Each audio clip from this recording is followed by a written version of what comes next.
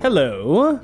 You goofy turkeys. I got Allie right as she was taking a sip of her drink. You all knew this whole time that Pedro was getting assassinated. You sneaky snooze. Really, we probably should have done a spoiler scope before that.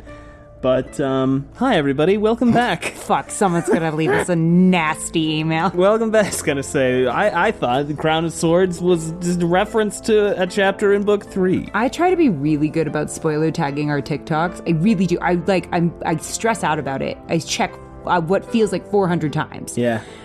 The one time I did not spoiler tag something, we got thanks for the spoilers, and I was like, ah! It was pretty minor, Fuck. to be fair. No, it wasn't. Oh, it wasn't? No, oh, no. Allie, no. It was that Egwene got raised. No, Allie, I felt no. really bad. I Oh, felt really bad. That's devastating. Hey, everyone, welcome back to Wheel Takes. We're back. We had COVID. It fucking sucked. Wow, yeah, do not get this. Don't get this one. Don't get any of them. Don't get this one. Yeah. Yeah. It was bad. Yeah. We're it was still, bad. like, if I say anything monstrously dumb, like dumber than I usually say, it's the COVID. I'm still a little fogged. But we're back. We're here. We're here to talk about A Crown of Swords, Book 7. Welcome to Wheel Takes. By the way, this podcast is about the Wheel of Time. It's a series of books by Robert Jordan and also Brandon Sanderson. I'm Gus. I've read all of them. I'm Allie, and I have some more theories. And you are? What? And? Oh. How many have you read? I'm a first-time reader. Yes. On book 7. Yes. Chapter... Prologue. Prologue. That's correct. Chapter Prologue. This podcast only contains spoilers for what Allie's already read. Today, that is going to include the entire prologue, even though I'm pretty sure we're only talking about half of it, because it's long as fuck. Yes. But first, before we do any of that, Yes. we have people to thank. We do.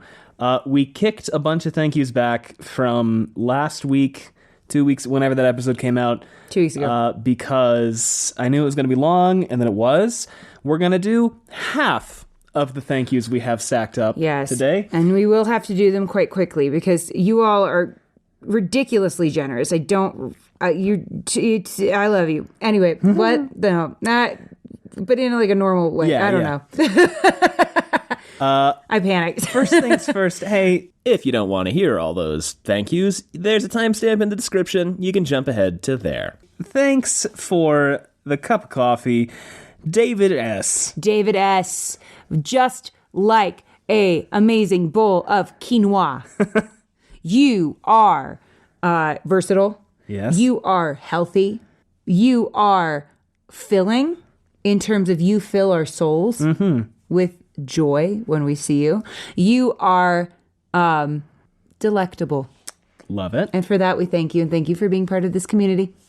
Thanks for bumping up to a cup of coffee, Stuart N. Stuart N., just like a novel. You are complex. You are, you bring joy to so many. You are full of facts and research and thought. And for that, we thank you. And thank you for being a part of this community. Thanks for the jumping up to a pint, Kenzie V. Kenzie V, just like a happy rainbow. You are colorful. You make the world a brighter place. You are a promise of happier days to come. You are also golden, you know, because like pots of gold at the end of the rainbow. Yeah. That's where I was going with that. Anyway, Kenzie, thank you for being a part of this community. We really appreciate you. Thanks for the jumping up from a cup of coffee to a pint, Samuel D. Samuel D, just like a dynamite moose. You are sturdy in that you really stand up for what you believe in. You are someone who takes up space, not in like a physical way, but in that way where like you enter a room, people notice. You're not afraid to claim your space. And I really admire that about people. You know, you don't shrink from the world. The world shrinks from you, Samuel. And you are also awe-inspiring. You know, when you see a moose, you're like, whoa. just like that. That's how we feel about you, Samuel. And thank you for being a part of this community. Thanks for... Hey, Bree, how you doing? Bree! Hey, Bree, thanks for the bubbly. I'm scared of what you're gonna make me read. Okay, just... I should say Kit Rosha, because Bree pledged as Kit Rosha, which means technically this podcast is brought to you. Is actually brought to you by Kit Rosha. Oh my God. Kit Rosha, writing books since, I don't actually, sometime now. We're never going to get sponsorships. At least 2010, I have started one of them. It's good. I'm not cough laughing. I'm coughing because I have residual COVID coughs. I'm sorry, Bree. You're great. Frequent contributor to the podcast, Bree. Sorry, go ahead, Allie. I'm going to shut the fuck up now. All right. On that note, Bree or Kit Rosha, whatever you prefer. Just like a medicinal aloe vera plant. I'm thinking about this because I'm sunburned right now. You are soothing. You are refreshing to be around. You are sharp in that you're really smart and you write incredible books. And you are someone who just brightens up every room you're part of. And also, cats love you. I can't keep my cat away from, our cats away from mine. That's true. I really try. And for that, we thank you. And thank you for being a part of this podcast. Hey, Craig S., thanks for the pint. Craig S., just like a presentational coat.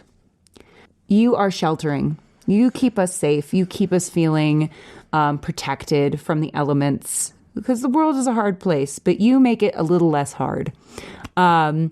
You are soft, not in like a way where you're, a wuss, but yeah, but in a way that's like warm and welcoming and caring, and you're compassionate and those wonderful things about being a kind-hearted person. You are also stylish. And for that, we thank you. And thank you for being part of this community. Thanks for the pint, Nadia E. Nadia E, just like a elegant artichoke. You contain many layers. There's a lot to you. You are rich, because you have to dip artichokes in butter. I really want to know who the first person was who was like, let me just figure out how to eat that. You're like, that doesn't look filling or tasty, but if I cover it in fucking butter. You know what? When there's butter, there's always a way. And it's great. And somehow, artichokes are great. We come out ahead. And just like that, you're inventive. And you are also healthy. You're healthy to be around. You're healthy inside and out. And for that, we thank you. And thank you for being a part of this community. Hey, Philip, thanks for jumping up to a pint. Philip, just like a sharing gumball. Hopefully you're sharing the thing before it's chewed. But just like a sharing gumball, you are like kind of hard on the outside, but you have this like great mushy center. And that's great because you have this ability to be, to take on the world and what's needed of you and be there for your family and for your friends. But you also are not hardened by the world. Yeah. And that's amazing as a quality. You are somebody who isn't, expensive, not in like a cheap way, but in like, you are there for a good time, not necessarily, you don't have to be like in the most fancy places. You don't have to do the most fancy things. Yeah. You're down for that if that's where the night's going, but you're also somebody we could just have pizza and beer with. Mm-hmm. And that's an amazing quality. You're adaptable in that way. Mm-hmm. And for that, we thank you. And thanks for being a part of this community. Hey, Josh, thanks for the high five, Josh B. Josh B, just like a... Oh, actually, it's a pint. Sorry. I scrolled to the next email and it went, meet Josh, and then the next one said Josh edited their pledge. Josh! Thanks for the pint, Josh. Josh! Just like a boisterous reptile. Excellent. You soak in what is good about life, the sun, joy, all of it, and you just use it to your advantage. You take advantage of every day, and you are also quick. We used to try to catch lizards when I was a kid. We'd go up to Clear Lake and we'd try to catch lizards, and they're freaking fast. Just like that, you are quick both in mind, body, and spirit. You are also adorable. I find reptiles adorable. I used to always want to go to the reptile house when I was a kid. So I find them very cute. And they would always, all the lizards would always do like little push-ups in the sun. And they're just cute. I love it. And Josh, that's you. And thank you for being a part of this community. Hey, Simon M., thanks for the pint. Simon M., just like a speedy lemon. Have I done a lemon before? I don't think you have. Okay, you're zesty, obviously. You bring that much-needed zest to life. You're a staple in our lives in that when we are looking to have a good time, we're like, we cannot have this day without Simon. Obviously, Simon needs to be there. Put Simon on that guest list. You are also a cure for what ails us. Whenever I feel sad, or whenever people feel sad, they think, you know what? They just need you to be there for them, and they will feel better. You are somebody who just brings light and goodness in the world. Because, you know, lemon's scurvy. Yeah. But yeah, just like that, you are somebody who cures ills for other people. And that's a really beautiful quality to have. And we really thank you for being a part of this community. All right. Okay. Thanks for, hey, Wheel Reads, how you doing? Thanks for the pint, y'all. You don't have to do that. Get the fuck out of here. No, just kidding. Wheel Reads, just like a genteel baboon. You are familial in that all of you have such strong familial bonds with the people that you love. And that's a beautiful thing to see. This is a quick, tiny story, but one time I saw a baboon, and all of these like little kids were little baby baboons were like going up and pestering it. It was this big old grumpy looking baboon, and then he just like picked up one of them and hurled it. Anyway, just like that. It was fine. Yeah. It was the baboon was fine, but it was hilarious because you could tell he had just had about enough, and every parent could relate. Don't chuck your children, but this baboon could take it.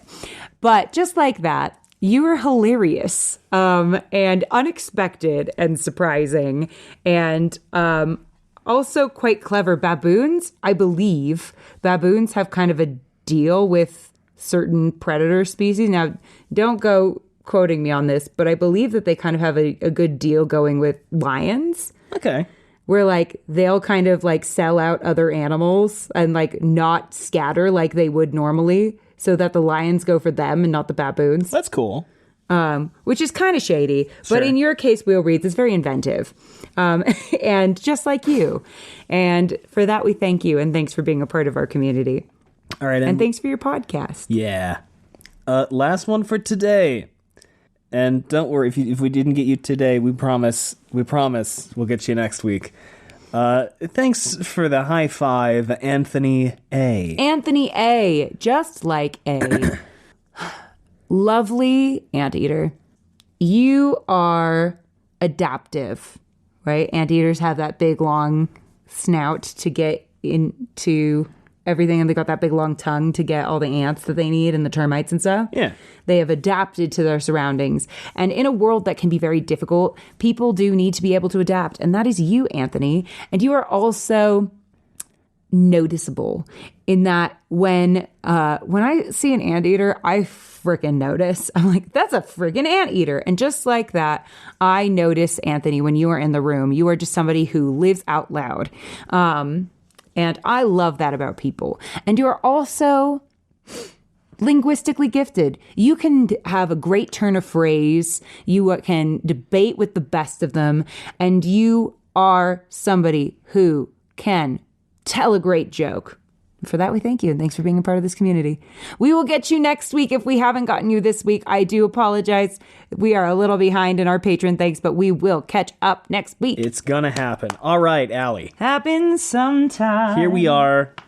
A crown of Swords. I flipped the ebook over and I scrolled forward. Here's what I was by accident. thinking. I realized, okay, I think that this title, because I'm trying to think about what they're doing here with this title, it's very evocative.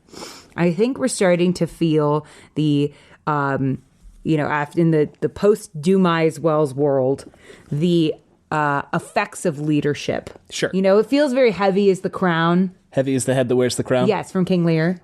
Is that King Lear? That's Henry IV, Part 2. Well, then fuck me. I think. But I always thought it was King Lear. Pretty sure it's Henry IV, Part 2. Right, we're looking it up. I believe you, but now I have to know. No, you know what? You are right. You're probably right. It might be Heavy weighs the head, too. Someone's yelling at us. Heavy weighs the head that wears the crown. Heavy is the head that wears the crown. It is Henry IV, Part 2. Well, there's some shit about crowns in King Lear. Oh, I'm sorry. It's uneasy is the head that wears a crown. Then where does heavy come from? Did we paraphrased. Just decide? Okay. Because it is easier to say heavy. Well, sure. Regardless, it feels like we are coming to terms with that, the crown may be pretty, but it's sharp. Yeah. You know what I mean? But also, I was thinking about symbolism. Matt's got this dagger that he no longer has with the pad and fane, right? It's true. But then we also have this Abu Dar with all the knives. Yeah. Right? And so then I was thinking, the broken crown is Fail's. Yes. Saldia is the broken crown. So I was like, well, what if Abu Dar is the crown of swords? Okay. Like maybe they'll have a cool... the whole nation. And Crown of Roses is Andor, right? Yeah. Lion Throne. Crown of Roses? Crown of Roses. I'm pretty sure. There's a Crown of Roses in this, I swear to Christ. It is an inn. Well, I thought that was an inn in Andor, and it was like about it was about more gays. It is just an inn. Well, that's bullshit. Okay. Regardless, I was impressed I remembered that. Me too. Okay, but... It's an inn in book 6. Gus and I also came up with a fun little game to play for this book. Yes, we did. Okay, per the suggestions of... It's the inn that the Aes Sedai stayed at. Oh. That's why you had it in mind. Okay, well, I thought it was onto something. Okay. Well, I mean, there's going to be a lot of crowns, so I don't blame you for thinking it was the nation's crown. Well, I thought maybe. It seemed like it fit. Yeah, it does. All right, well, regardless, I was all excited. But it feels like there's something there. Okay, but we came up with this game. Yes. Via some suggestions in Discord of Allie's suggestions bingo. Yes. Which we will be releasing probably on our Twitter. Twitter? I'll make it like a PDF or something. Yeah, something that you can download. Maybe an attachment to Forgive me for clearing my throat a lot.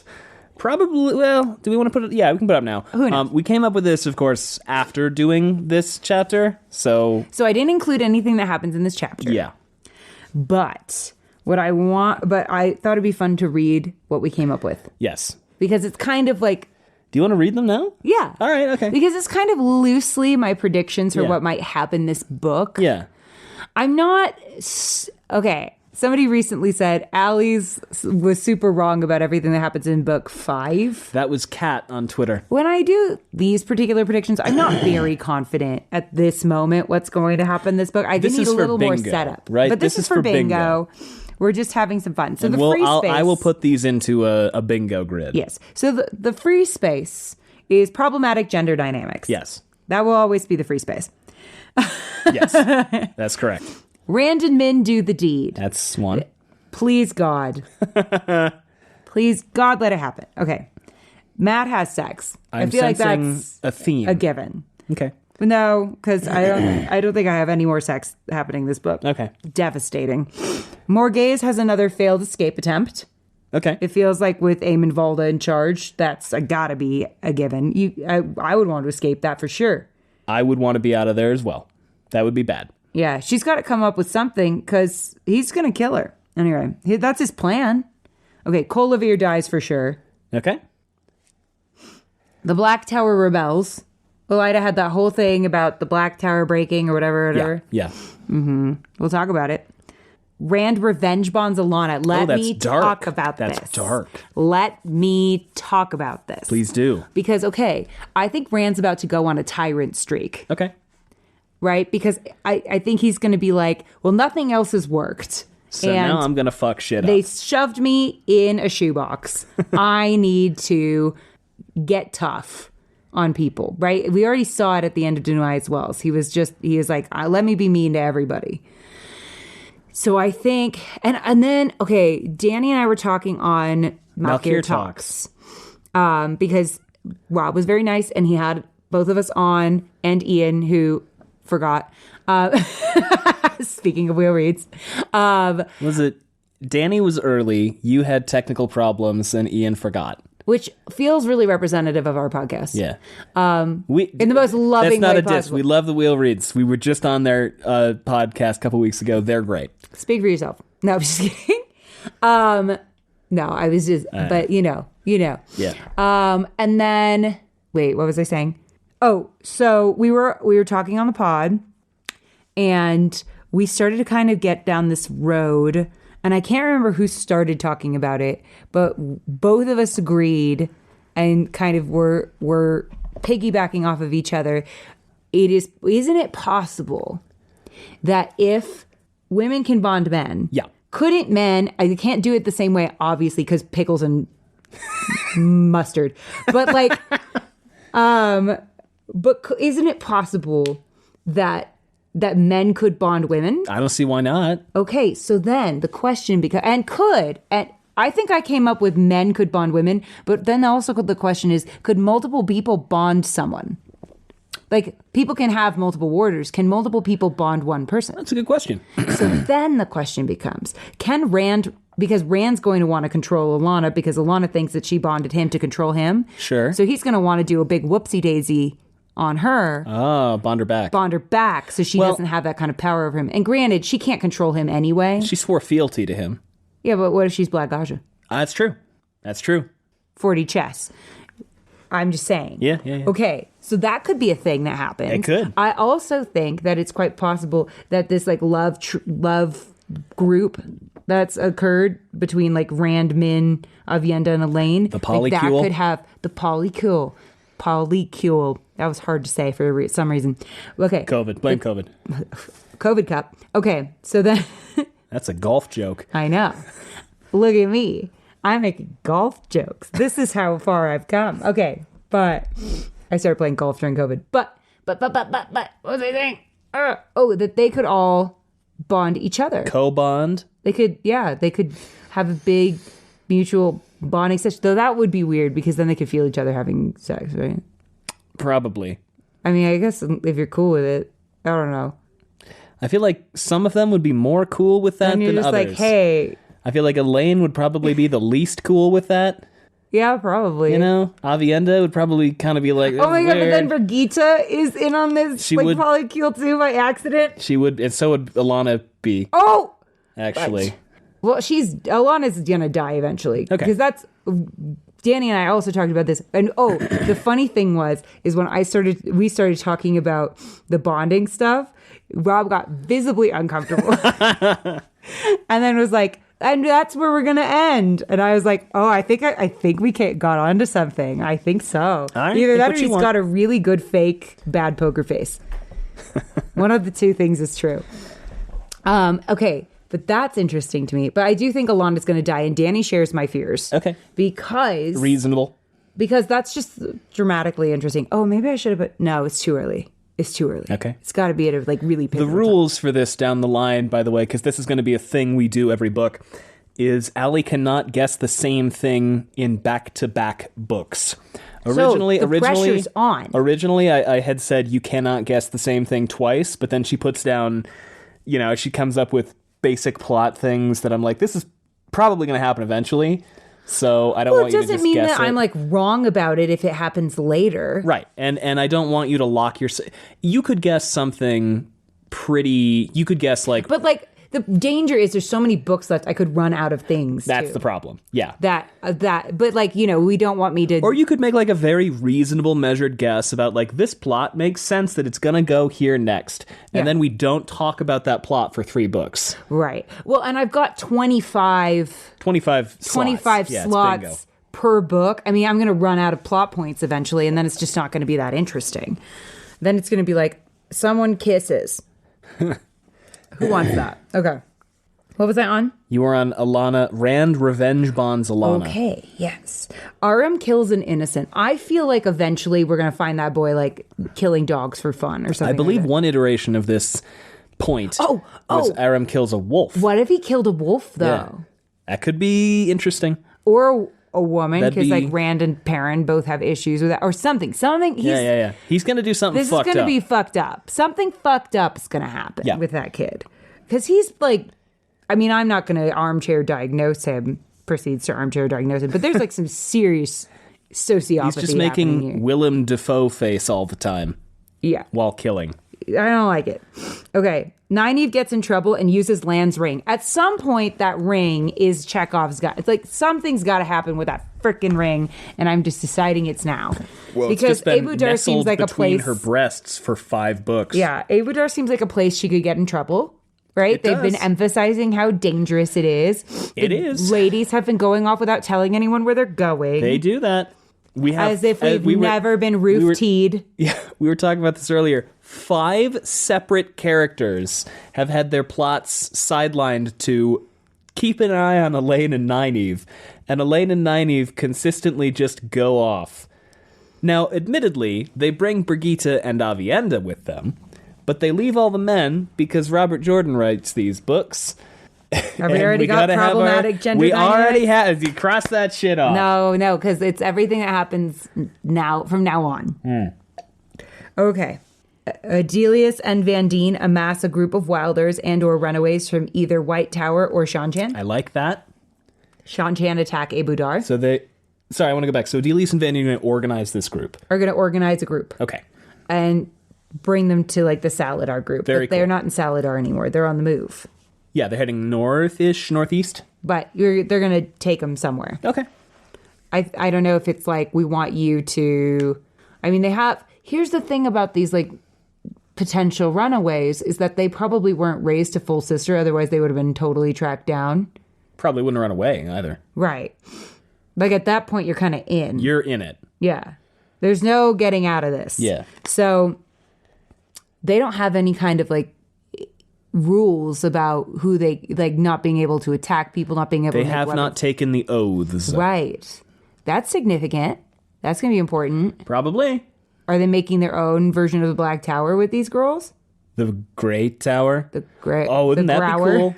Like the Shadow Aja? The Shadow Aja. That's kind of dope. Like in Star Trek. Well, you don't know about this yet. But it's like, it's like the outlaw Ajas. Right. Because I mean, I feel like every fantasy or sci-fi thing that is like utopia has its like, and also here is our CIA that does illicit things that you probably shouldn't do, but you got to do it to keep paradise. I'd be so down for it if it were like, okay, we've got the man... The man tower, the woman tower, and now we've just got the non-binary tower. Yeah. I don't know. Like that's not what's happening. No, because the time period. In the Dresden Files, how cool would that be? They have these very strict rules of magic, and then there's one guy, and it's like, this guy can do whatever the fuck he wants because he can. Because we need somebody who can break all the rules. I like that idea. Yeah, I mean, it feels like Robert Jordan may have written himself into a smidge of a corner with the women Aes Sedai. Not being able to fight? Not being really able to fight that much. And you think that the Aes Sedai would look at that and go, well, if we have these extras roaming around who can channel, and I mean, the Black Tower has been able to teach men to do horrific things in like 3 months, I don't know. Seems like now's the time to stop being so picky about which women you use. Yeah, it'd be smart. I mean, it's the apocalypse. We gotta tighten up the rules a little, or loosen up the rules a little bit. Okay, Shan-Chan attack Abu Dar. Did I say that already? Yeah. Yeah. They've got scouts there. It's a small city. Makes sense. Makes sense.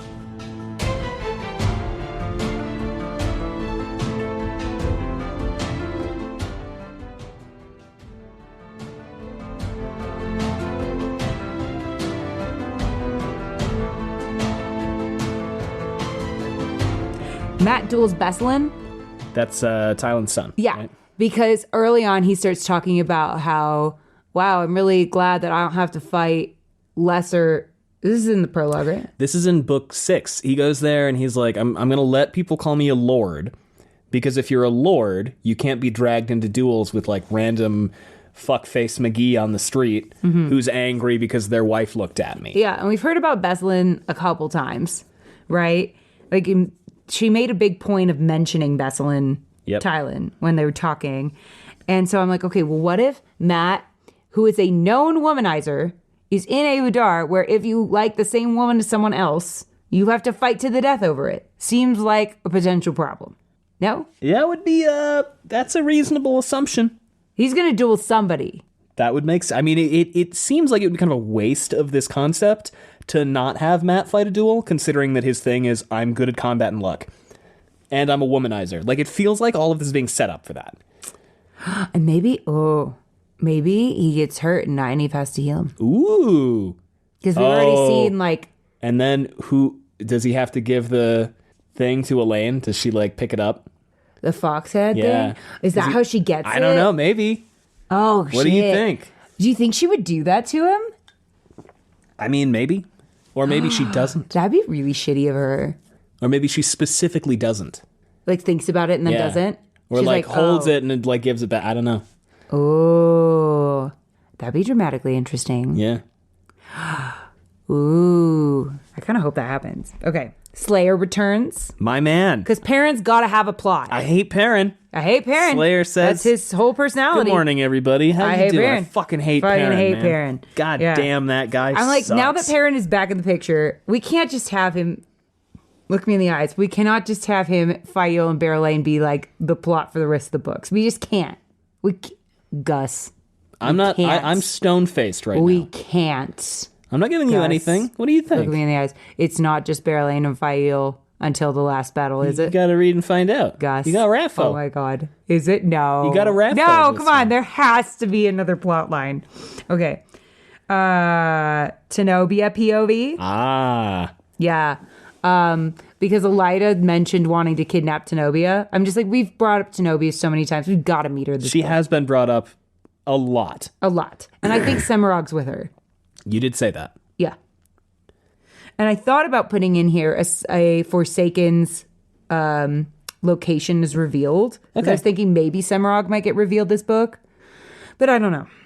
I ran out of space. Shiriam revealed to be Black Aja. Okay. I feel like it was so alluded to last book to the point where it was kind of last book? Yeah. Book 6? Yeah. How? She called Elaine in her head, that wretched child. She called Elaine out loud to the other women, that wretched child. Why would she do that? Because Elaine was not listening to them and being snarky. I don't know. There was something sinister about that whole little meet and greet group. And I've said, like, I think it was with like Carlinia and Morvryn, right? It was. 2 people that I have thought maybe might be Black Aja. I love that.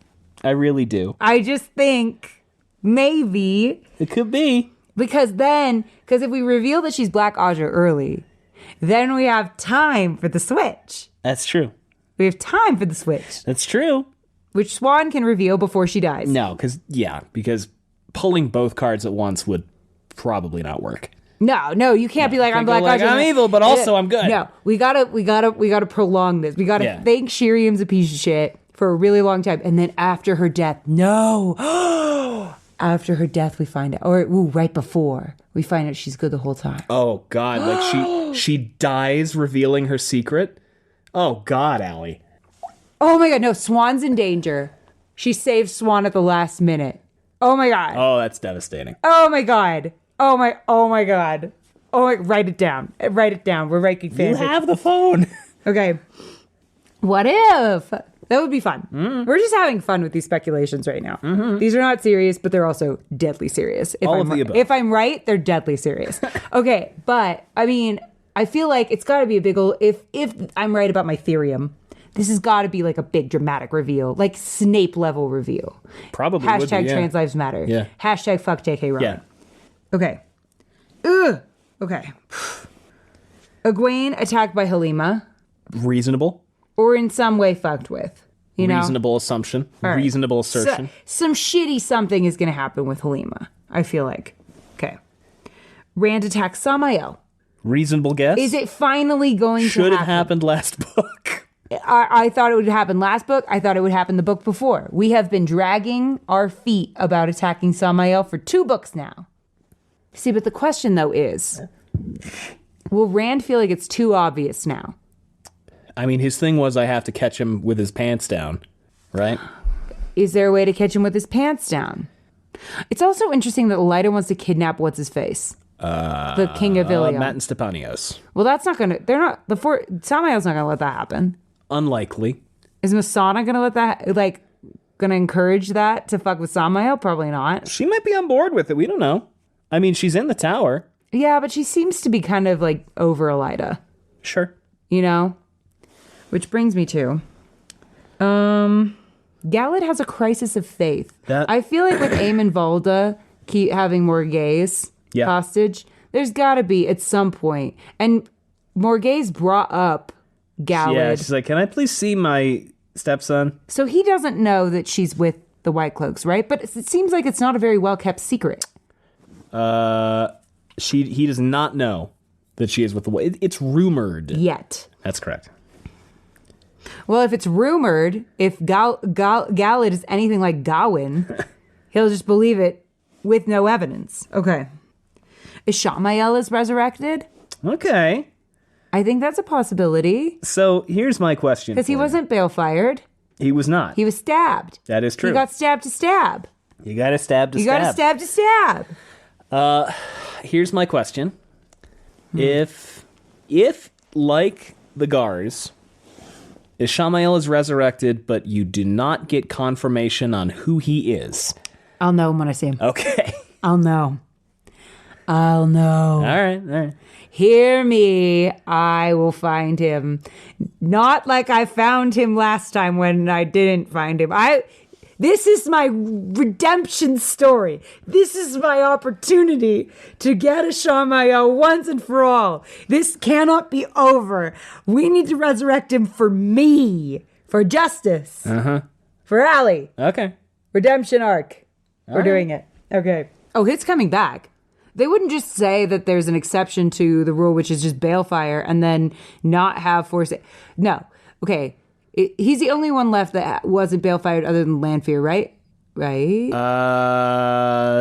Well, we don't know how Asmodean died, but I'm assuming he got balefired. And the Dark One's not going to bring back fucking Asmodean. Probably not. No. That guy's dead.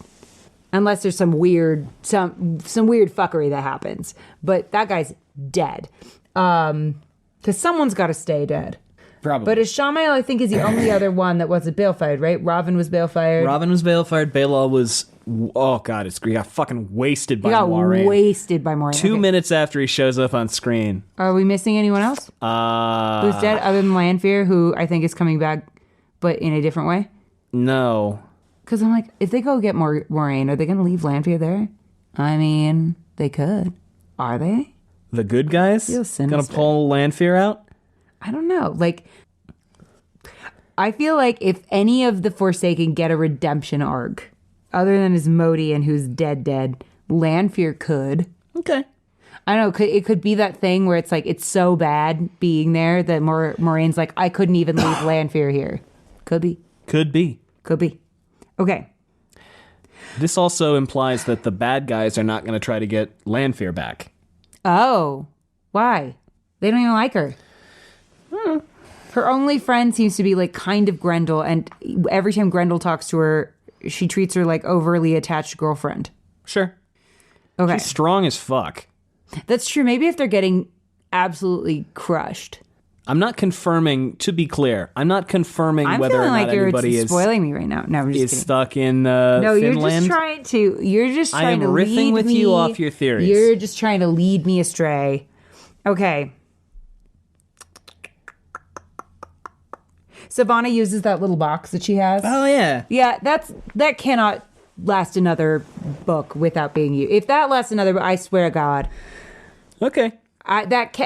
Gus, don't even play with me. You're gonna have to read If that and lasts find out. another book, I'm going to personally dig up Robert Jordan to ask him what the fuck. All right. Fail is kidnapped. You've been on that for a minute. Perrin needs a plot. You know who else needs a fucking plot? Tom. What the hell is Tom doing? He's Brigitte. helping. What the hell is Brigitte doing? Helping. We need to give them concrete stuff to do. They're helping. No. They're helping. Helping is not a concrete plot. Tom is helping. No. Remember when he was the knife-throwing storyteller? When is he going to get a plot? He's Give helping. him a plot. He's helping. No, I reject that premise. He's helping. No, if you say helping one more time. He's just helping. Not Gus. You're driving me crazy. Okay. Tam shows up. Okay, here's my thought. Yeah. You are a great general. Sure. Right? He was general. He was head of a company. Okay, whatever. He was probably a captain. You could be remotely helpful in what's happening right now. You're not going to go to your son? Perrin was pretty cagey about the whole Rand being the dragon thing. By which I mean, he didn't say that. All right. Tam wasn't born yesterday. That's true. He finds a child on the slopes of Dragon Mount. Dragon Mount. Okay, look. Okay, you know what? The Aes Sedai, not the smartest. I mean, What do you mean? okay, if I'm going to look first for a place the dragon would be born, I pick Dragon Mount first. Katara prophesied that he would be Before born. that. Before that. She had the prophecy while he was being born. Before that, I would be like, let's just set up a sentinel here That's fair. to look for any wayward pregos. Keep an eye out. Just look for anyone waddling by. Yeah. All right. So Tam shows up. I think, yeah. But I don't know. He found this child on Dragon Mount. He goes off with a bunch of Aes Sedai after Trollocs attack his town for no reason, out of nowhere, in a nation that hadn't seen Trollocs in how long? Like thousands And then of for years. some reason, Trollocs just keep trying to fuck up his hometown. All right, look. Perrin comes home with golden eyes and is like, Rand's fine. Don't ask. I don't know. Don't even ask. In my head, I'd be like, That's a okay, terrible that time narrows to it wise down. That narrows it down to either Rand or Perrin. Yeah. Because in this book, it's a dude. Mm-hmm. There's got to be rumors coming back home. Well, There's rumors everywhere. all of the girls got, well, I guess all the girls got to Kyrian and they were like, they're saying awful things about you, Rand. They say you're a... I'm saying, They if learned I that were Tam... in Kyrian. They learned that in Kyrian. Okay, wait, here's the thing. Tam and Abel went to the White Tower not that long ago. That was a long time ago. It's pre-Flicker. Fine. Flicker is like 6 months. Fine. Flicker I'm is... just saying. I feel like Flicker is most of the timeline They thus must far. at least have heard that the dragon is in Kyrian and Camelin. Because everyone and their fucking mother and old Mill knows that Morghese is killed by Rand al'Thor. That's widespread rumor. That's a widespread rumor. You don't think that would eventually reach the two rivers? Gawain certainly knows it. Especially with, excuse me, they have refugees from fucking everywhere right now. That's true. They do actually. Yeah, that's You true. think he hasn't heard something remotely close to the truth about his son? It's possible. You don't think that he's I'm not heard trying to a fight you on rumor? this. I'm just trying and to you give you don't some think that pushback. Tam I guess that's al'Thor fine. with the heron mark blade and the Ilion golden bees would not get his ass on a horse and get to the child he found on Dragon Mount? You remember when the trailer came out and there was 1 second of a guy with the golden bees fighting an Aiel and you were everyone like, just and everyone just like, whose sigil is the golden bees? I knew right away. And that's why when you make a fucking joke about something, it pays off in dividends. But you don't think Tam, golden bees, heron mark blade, dragon baby, al'Thor would not, single and ready to mingle, Tam al'Thor would not get his ass on a horse and gets to Rand? He might. It's a reasonable guess. I'm not going to tell you what happened. What are you looking at me like that for? Okay, and here's my other thought. If Fael gets kidnapped, maybe, because I think the Shido also needs something to do, Okay. right? Maybe they fuck up. Maybe they like steal some people. I don't know. Because like I've said for a long time, Matt Aren't they loses doing his weird eye. shit with Guy Shane right now? Right, and that's what I'm saying. Yeah. That's what I say. They took what's her face, didn't they? Who? Anna Karenina. Who? Katerina. No? Didn't they take her? Did she? No? Didn't somebody... Wait, Gawain and the younglings were like standing there after Dumai's wells, and they found a dress on the ground, and they were looking Galena. They're the same. But we don't know if she was taken by the Shaido. They're the same they're both Red Aja, and they're both assholes. Okay, she was probably taken. She was definitely good guess. That's a pretty good guess. We'll get there, but she was definitely taking Guy Shane. All right, probably. Please, Gus. Probably. Please. Okay, so they might be taking more Guy Shane. Maybe they take Fael. Rude. Maybe Aram... Okay, I don't know. Maybe Aram's involved somehow. I don't know. Maybe Aram gets pissed off because Perrin doesn't let him kill someone again. I don't know. Something is messed up. Sure. Okay. All right. Nynaeve Morel confrontation. Morel's Mushroom now bowl. got Lan. What's going to happen there? She's in Abu Dar, though. They're a ways away. I know, but the dream world exists. That's true. They've been meeting people in the dream world. Morel has been in there. Has she? I thought so. Oh, you're right. She definitely has been. She's definitely been an asshole in the dream world to people. I think you're right. Yeah. I'm always right. Except about Ishamael. Don't come for me. Okay. Egionin and Bael Domon do come back. Okay. Because I just want it. Where are they? They've been gone for a really long time. They rode off to throw bracelets in the water. Where did they go to do that? The ocean. Where in the ocean? Do we know? The ocean. The general. Hold on, let me download this Where picture. were they? Tanchico? They were at Falma. Okay. They sailed off west-ish. Oh, that's bad. Well, she's a Shan-Chan. She knows where they are. That's right. Theoretically. Until... Okay. But maybe they're in Abu Dar, because lots of Shan-Chan are in Abu Dar. There's like 5 spies. There's like 45 people. Okay. And lastly... Nynaeve and Elaine find and lose the bowl. It's going to become the new Horn of Valir. Oh my god. Devastating. Yeah. So that's bingo. We've got that to look forward to. It's fun. Over the course of this book. Will Allie get a bingo? Some of us know. Some of us don't. Well, it also depends Some of us can't remember. It also depends on what order you put them in, because I just have them in a list I'm going to go random. right now. I'm going to randomize it. You're not going to try to give me a win? I'm going to randomize it. You're not going to try to give me I'm not going to stack the deck. You're not going to stack the deck in my favor? No. I'm your wife. It's not fair. I'm your wife. What happens if you win? What do I want? You tell me one spoiler. No, I'm just kidding. I was going to say mug giveaway.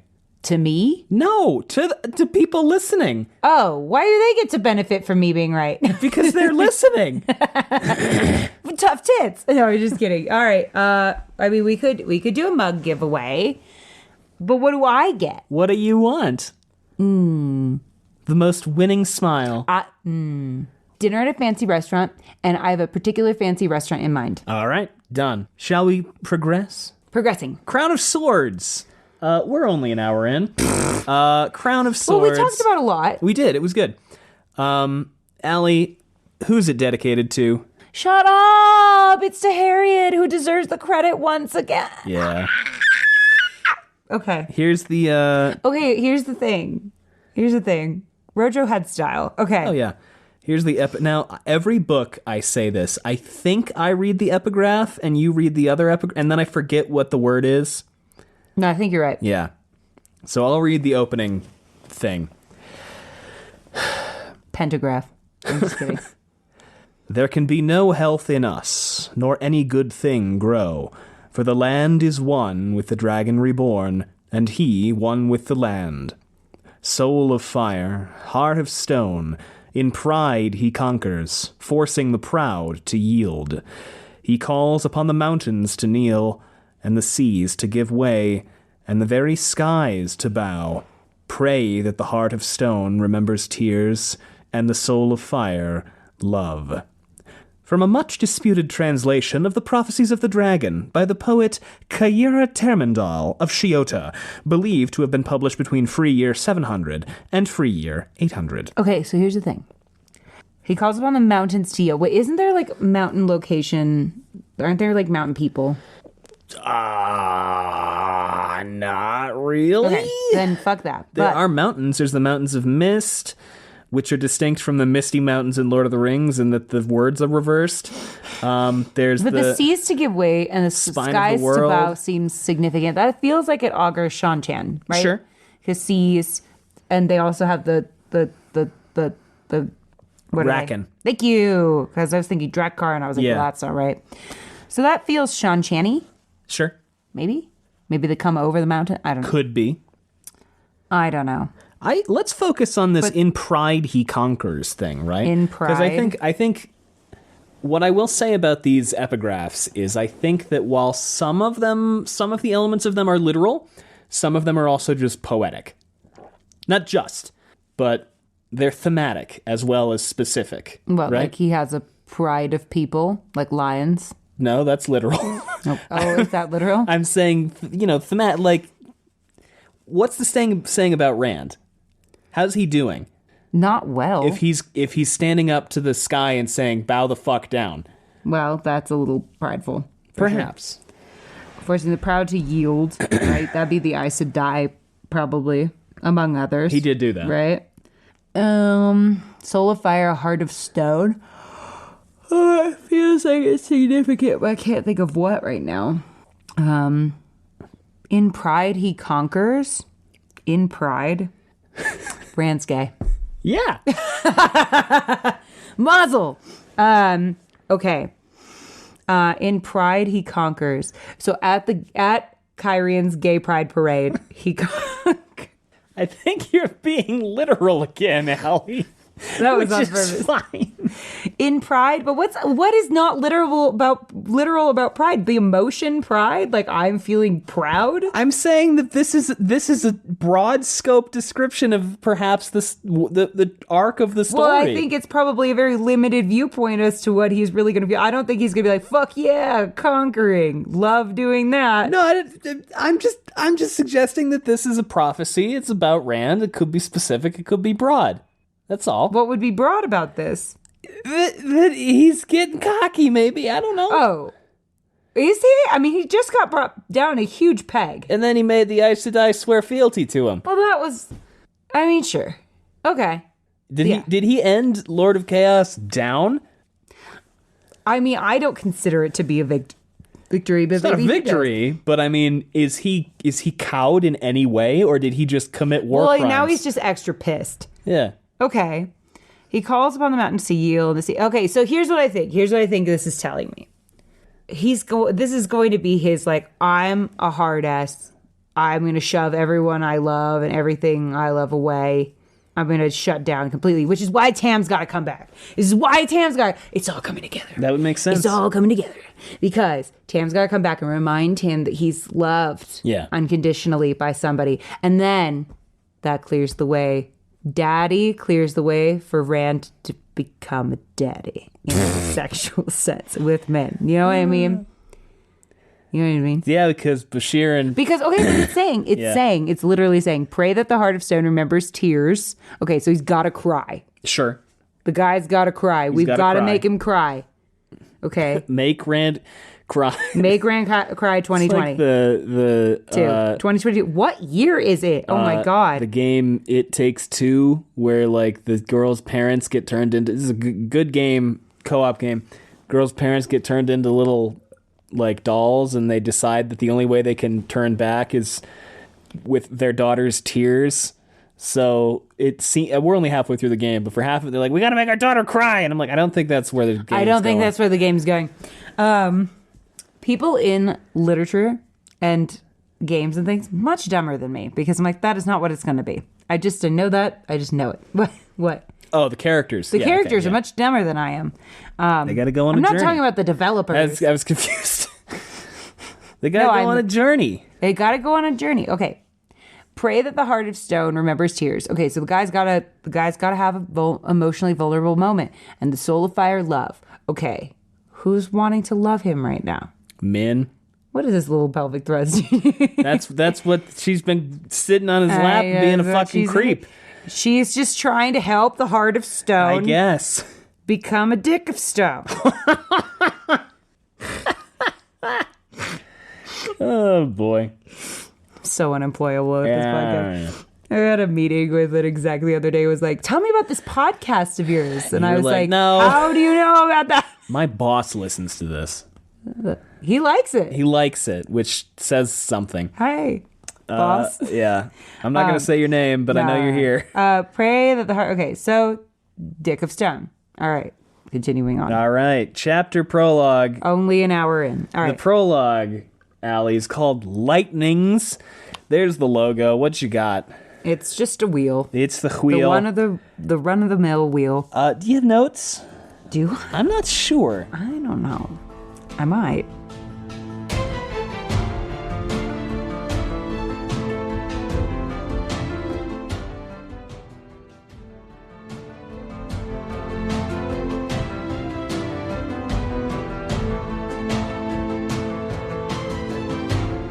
I think so, actually. I think I took a lot of notes in the...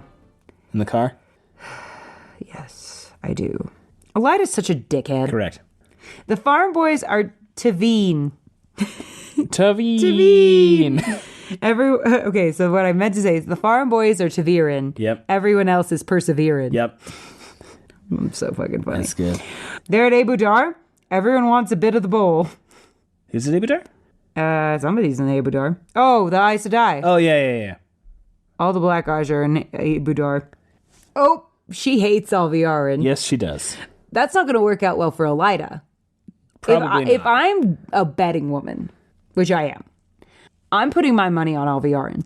100%. Well, the 26th bingo choice that you axed was Elaida gets assassinated. I think it will happen. Well, she's either going to get deposed, like she gets stilled and put out to pasture, sure. Or because they think that's worse than death, or she gets killed. Sure. But it won't be by Rand.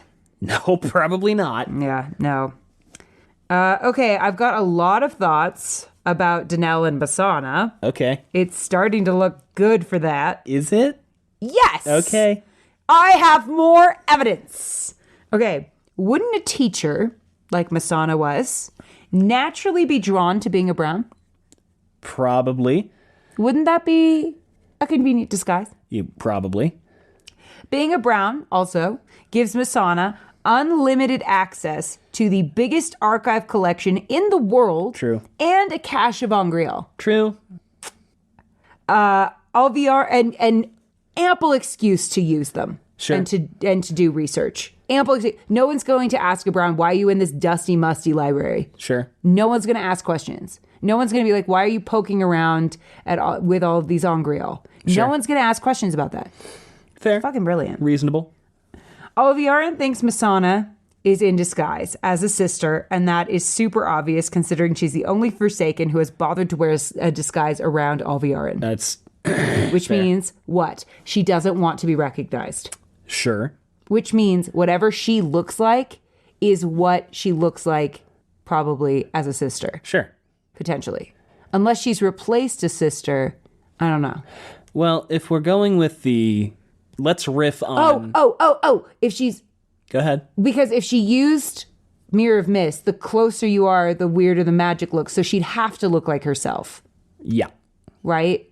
Yeah. Because otherwise people would be like, that's Unless super there's obvious. like one Aes Sedai who's just walking really big circles around every... Because like when Lanfear Elsie showed up, she stayed about 15 feet away from that. But that could be why Danelle is like so like pretending to be out to lunch and stuff so that she can have an excuse to just kind of wander.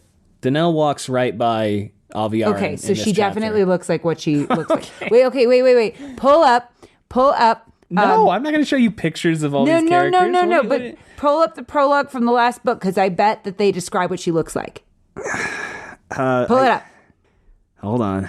Because Danelle is blonde, right? No. What does she look like? She dreamy with big eyes. That tells me fucking nothing. We don't get much. Look up what Danelle's supposed to look like, too. All right, hold on. Do it. I'm scrolling. Faster.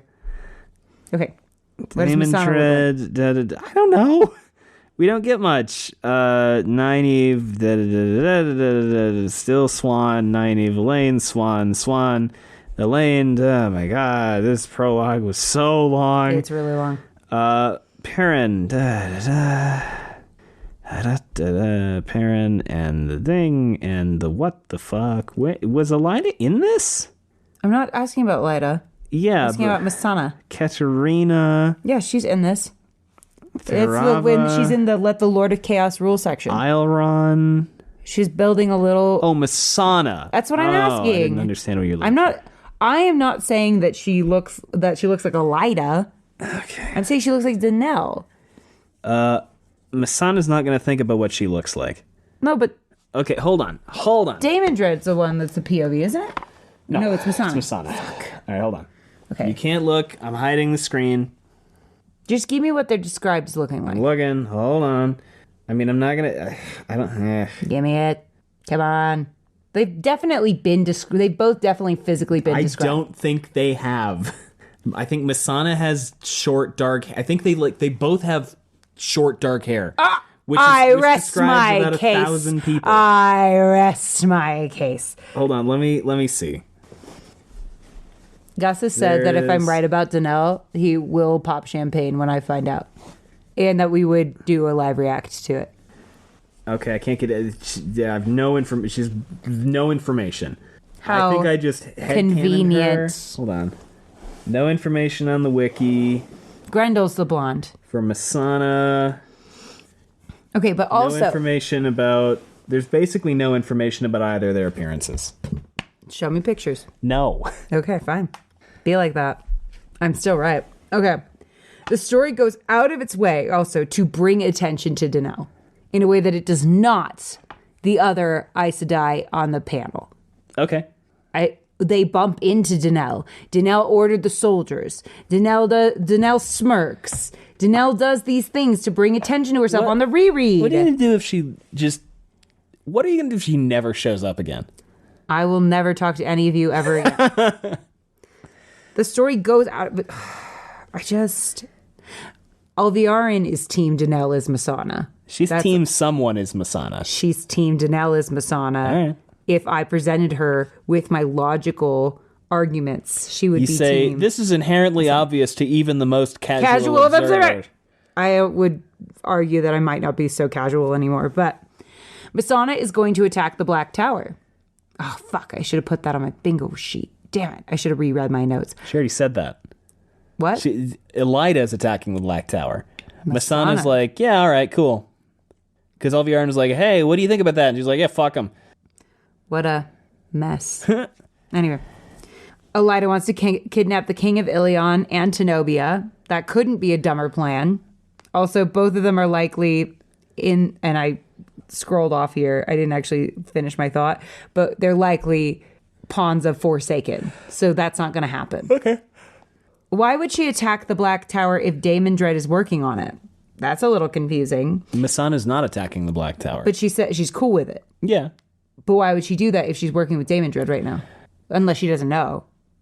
But it's a little confusing. Could it be that they're doing some kind of 4D chess because it would be obvious that the White Tower should attack them and that would be suspicious if they didn't? Well, they only know she is there because she accidentally let it slip. Who? Oh. They only know Masana's there because she accidentally said I'm so. saying if I were Masana, but she doesn't know where Damon Dread is. She may not know where Damon Dread is. Because that three, Semirog, Damon Dread, and Masana, even they are pretty fucking cagey with each other about where they're at. Sure. But then I also was like, is it to turn Rand further away from the White Tower? But that wouldn't make sense because since they think he will be with them.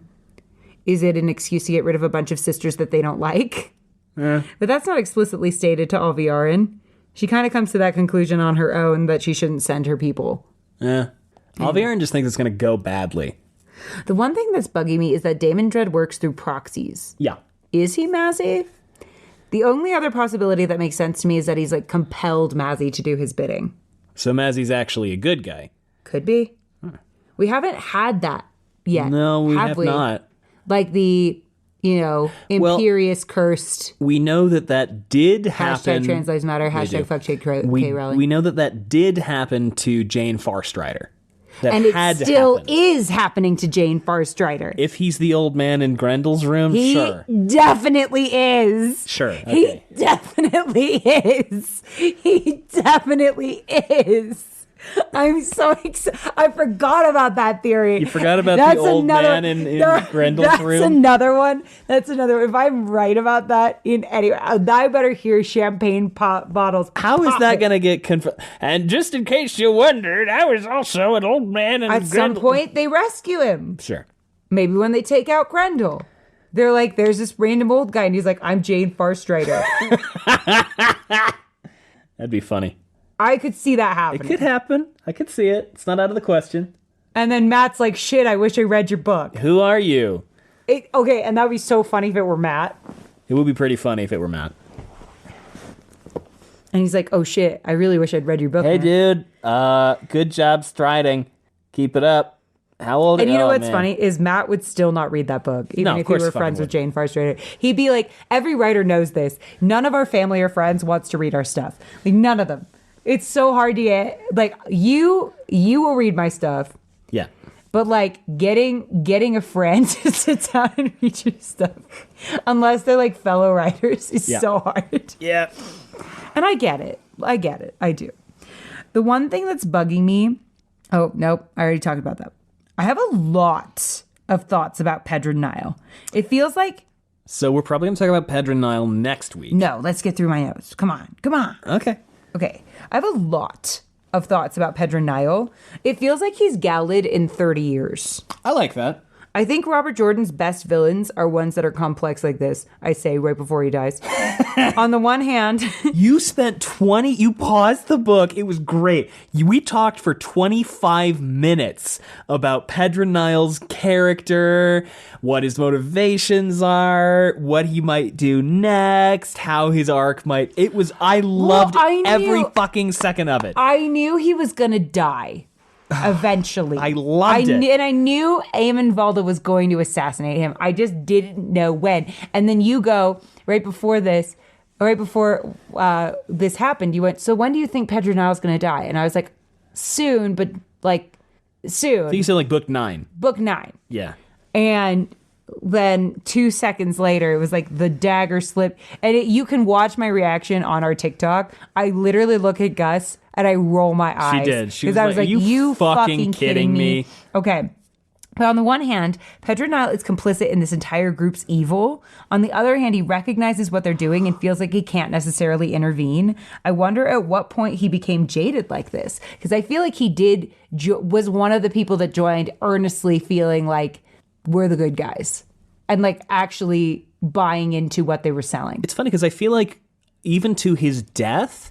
He still thinks he is the good guys, but that I think he thinks that the bad White Cloaks are like a minority. No, I think he thinks that like dealing with the bad White Cloaks is a necessary evil to getting shit done. Yeah. Like I really think that he actually thinks of himself. Well, because I mean, look at Rand. He's got to do all kinds of bad shit. Yeah. Objectively bad shit. He committed some war crimes. So... And we are still supposed to be like, Rand is objectively the good guy because we've been in his head. We've seen his journey. We've been a part of it. He was a sweet, soft, smiling farm boy in a wool sweater. He was our baby, and he's still our baby boy who's grown up to maybe do some monstrous shit. Yeah. But we're still in his corner because we know he's the guy. But like Pedronile... I feel like he joined like Gallad and was like, we're genuinely good people. We're genuinely doing the good things. I went to the timeshare presentation and really, really believed in what this cause was. And I signed on.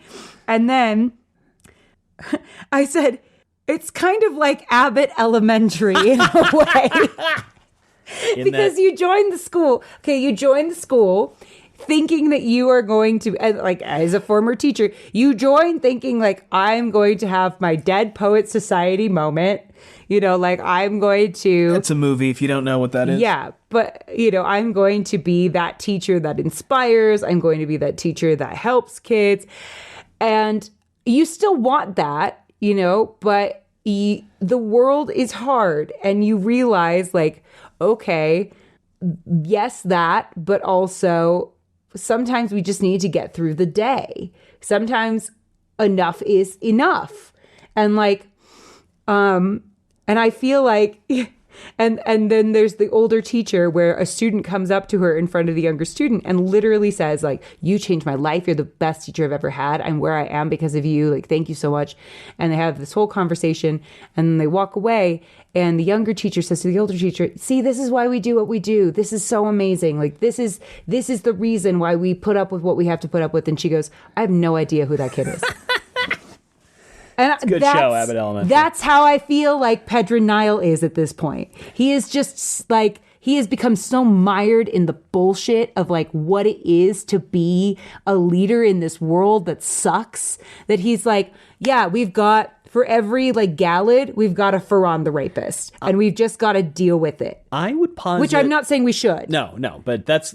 I'm just saying that's where he's at. I would posit that Pedronile is also a little bit too fond of Pedronile. Oh, like 100%. I think he's really bought into the legendary great commander captain thing. Yeah, yeah, he's really bought into it. He was very significant as a commander in the Aiel War, and he did a lot of really good shit in that war.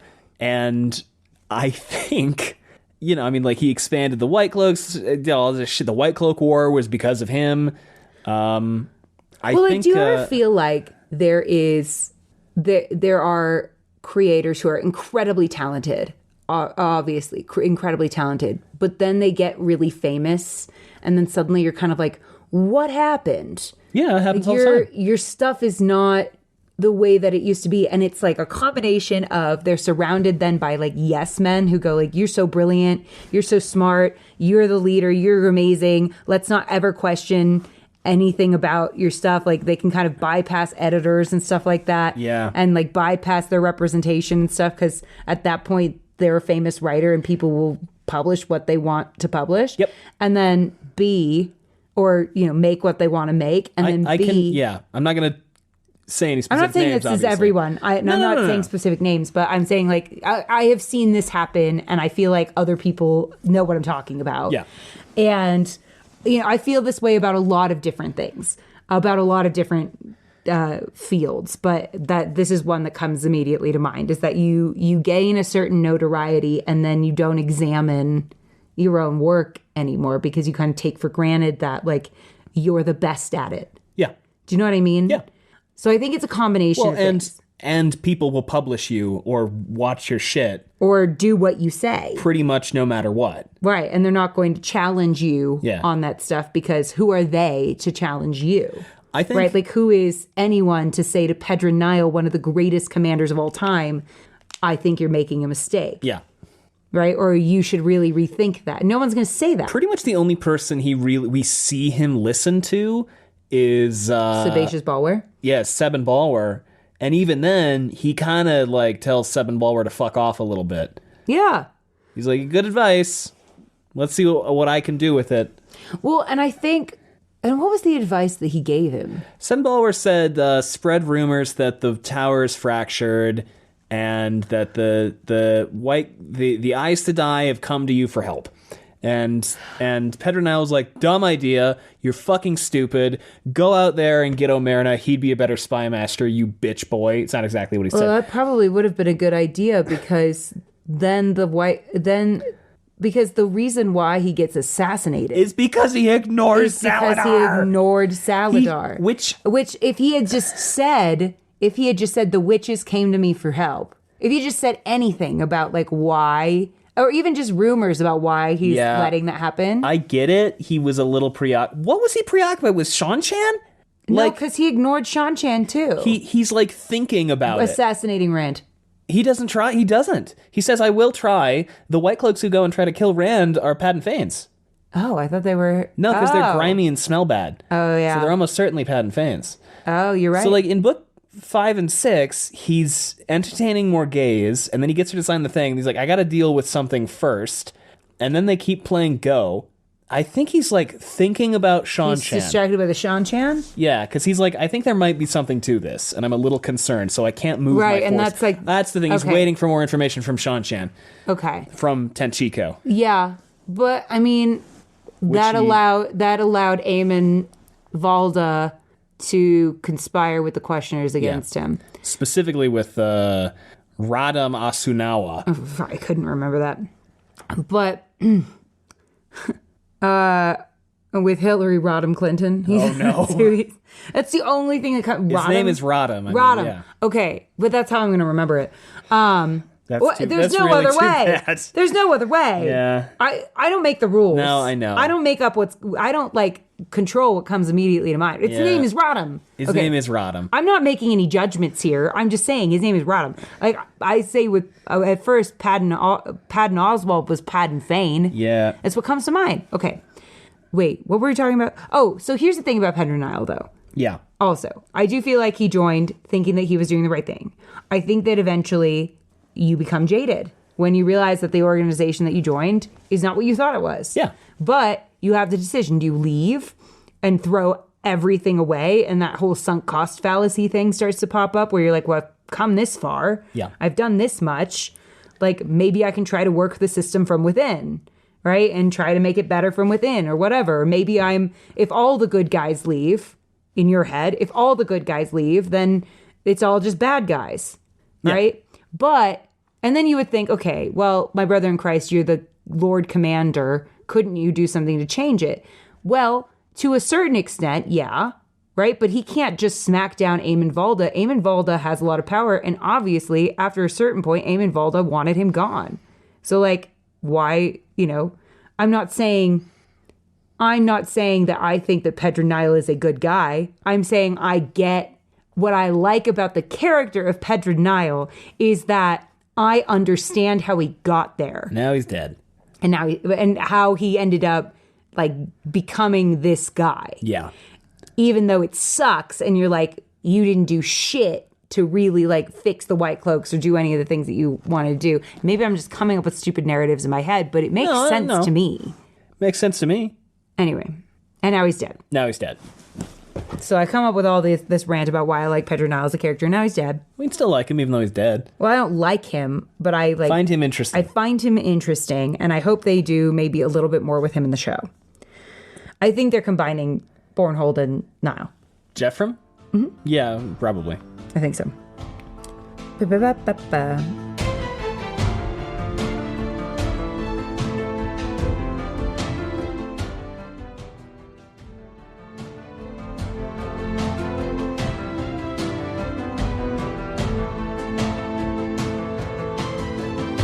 Sebaceous Ballware is here, and then I wrote ... You're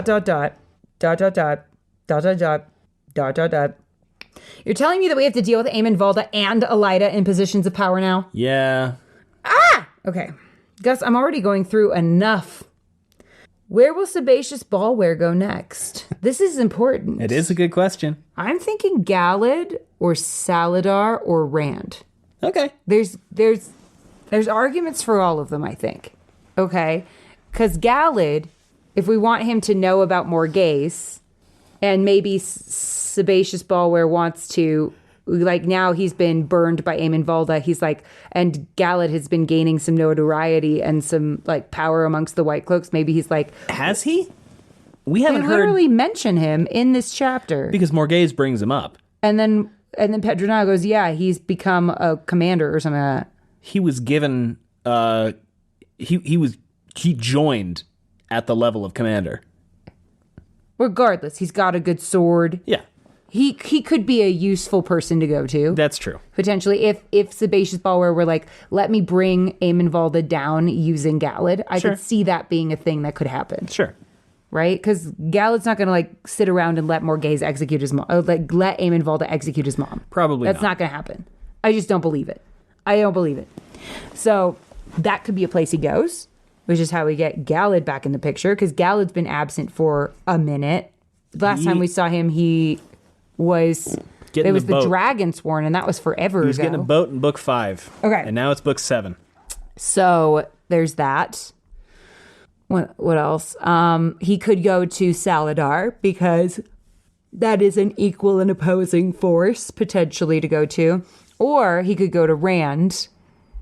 And Rand could use some... You know, he has... Moraine was kind of his advisor when it came to, like, the Whispers and things like that, and the Dias de Mar and all that stuff, and he doesn't really have that right now. And he doesn't have Tom to do that for him, which Tom also used to do, so he kind of needs somebody, and it's not going to be... I don't think Lord Bashir is that guy. Not exactly a spy master. No, Rand kind of could use a spy master in a place like Kyrian. Yeah. So those are my arguments for where he could go. All right. Where he could be useful. Because that's where he... Because Pedronile himself said, I don't think he really gives a shit about the mission of the White Cloaks. He just likes being spying, a spy. Yeah. He loves this spying life. He does. Oh my God. The wine erased the message. I'm dying. Deader than Nile. It's so... Here's the thing about Morghese having hope, or being connected to Morghese when she has hope. Don't. Eamon Valda wanted to be in denial. Get it? Eliminate denial. Oh, that's awful. Thank you. Rip 9-inch Niles. He got stabbed with a 9-inch knife.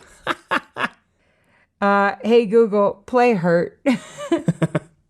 Everybody hurts. Gawain is such a dumb little puke. Gawain, if you think they want to kill you and the younglings, maybe they're not the right people to align yourself with. I mean, you could go to Pedronile school, with the Pedronile school of thought, but I don't know if I'd recommend it. Yeah. Oh fuck, the Shido are attacking. If only the Shido thought to bring a quarterstaff. That would work. Because they didn't beat Gawain. And I was like, if only they thought to bring a quarterstaff. Yeah. Really? We're going to go work for Galena after she wanted you dead? And then they figured out that Galena's not there and she probably got taken Gaishin. And that's all the notes I have. Okay, we're going to do part of the prologue, and then I think next week we're probably going to have to do like prologue, remainder, and chapter 1. Okay. Okay. Lightnings. Okay. We're starting out hot, coming in with the chapter of Fox, Elaida POV. Okay. All right, so we're an hour and 28 minutes into recording. Let's start the prologue. Stop. With Elaida. Okay.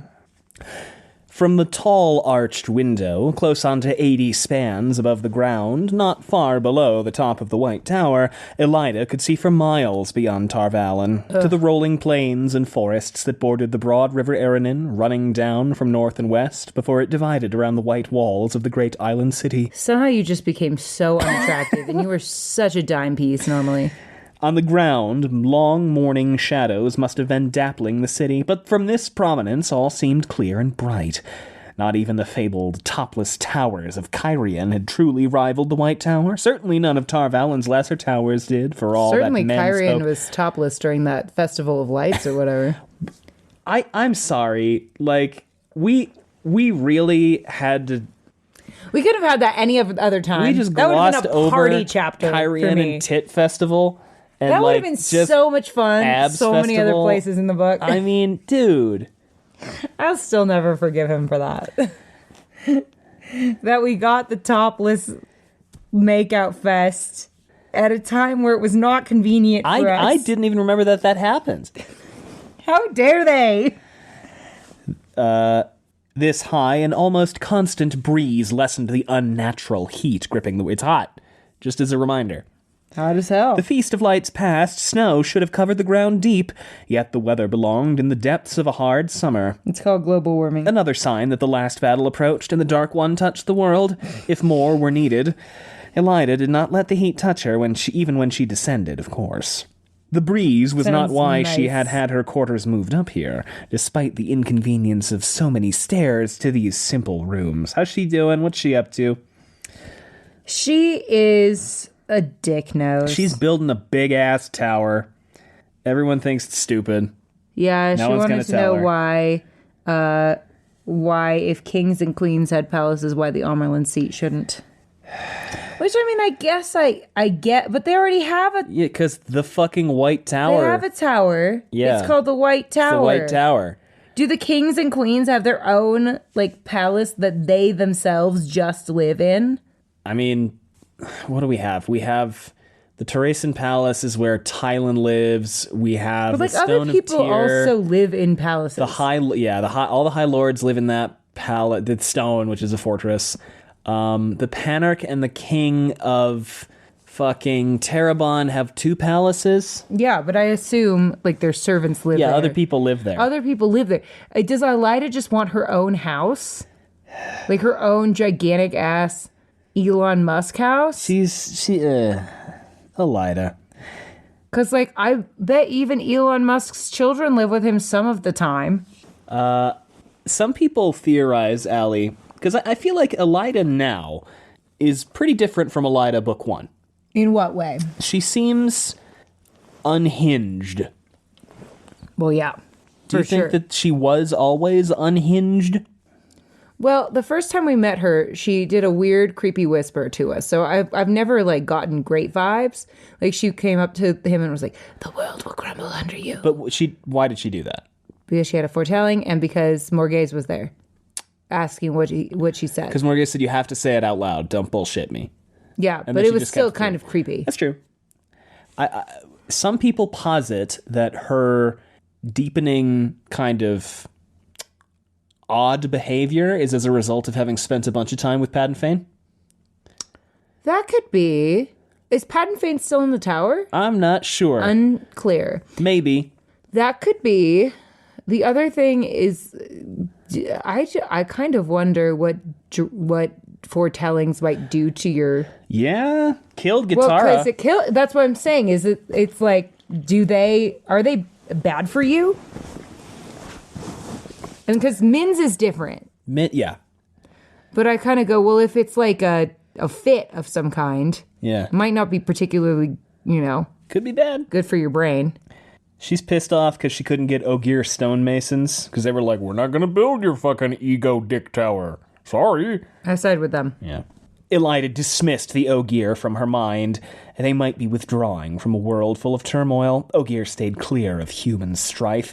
She prided herself on separating what could be from what could not. Ogier were a triviality. They had no part in the world beyond the cities they had built so long ago and seldom visited now except to make repairs. So she's watching the building, and then she's got a. Oh, right, it's the Hubris clock. We talked about the Hubris clock in the car for like 20 minutes. What's happening with the Hubris clock? The towering case clock in the room behind her chimed third rise, and in the city, gongs and bells pealed the hour, the sound faint here, so high above. On the ornately gilded clock, small figures of gold and silver and enamel moved with the chimes. Horned and snouted Trollocs fled from a cloaked Aes Sedai on one level. On another, a man representing a false dragon tried to fend off silver lightning bolts that had obviously been hurled by a second sister. And above the clock face, itself above her head, a crowned king and queen knelt before the Amerlin seat in her enameled stole, with the flame of Tar Valon. Imagine commissioning this for yourself. Carved from a large How stone embarrassing. atop a golden arch over her head. She did not laugh often, but she could not help a quietly pleased chuckle at the clock. Semail Sorrenthain, raised from the grey, had commissioned it, dreaming of a return to the days before the Trolloc Wars, when no ruler held a throne without the tower's approval. Okay, fine. She did not commission it for herself, but imagine receiving that gift. That's why it's the Hubris clock. It's such a kiss-up gift. Wait. Semaila's grand plans came to naught, however, as did Semaila, and for 3 centuries the clock sat in a dusty storage room, an embarrassment no one dared display, until Elaida. The wheel of time turned. That's so it's so embarrassing. It is embarrassing for multiple generations of human beings. It's the Hubris clock. The Hubris clock. Right? That's what we called it, the Hubris clock. Yeah. I just... Maybe we bring that out. Maybe we bring that out once we've accomplished the goal. Have we learned nothing? History just repeats itself because people refuse to fucking learn. Oh, Elaida. So she, what else do we have? She's got roses in her room. She's got tapestry. She's made the room into douchey McDouche room. Douchey McDouche. Oh, it's a very different sort of Amerlin for sure. Silk than Swan. carpets. Then Swan. I have one big mouth Billy Bass in my room. And it's broken. The motion sensor doesn't work. You got to hit the button to make it sing. And it's like it plays "Don't Worry, Be Happy," but it's like that demonic voice Slightly that comes out when slow. Yeah, when I was a kid, I had a Barbie with like a thing where you could press it and like noise would say like "I'm Barbie" or something like that, and then I put it in the hot tub with me one day, God. and then you would press the button and be like "Rrr." So that's Swan's big mouth, though. That's like...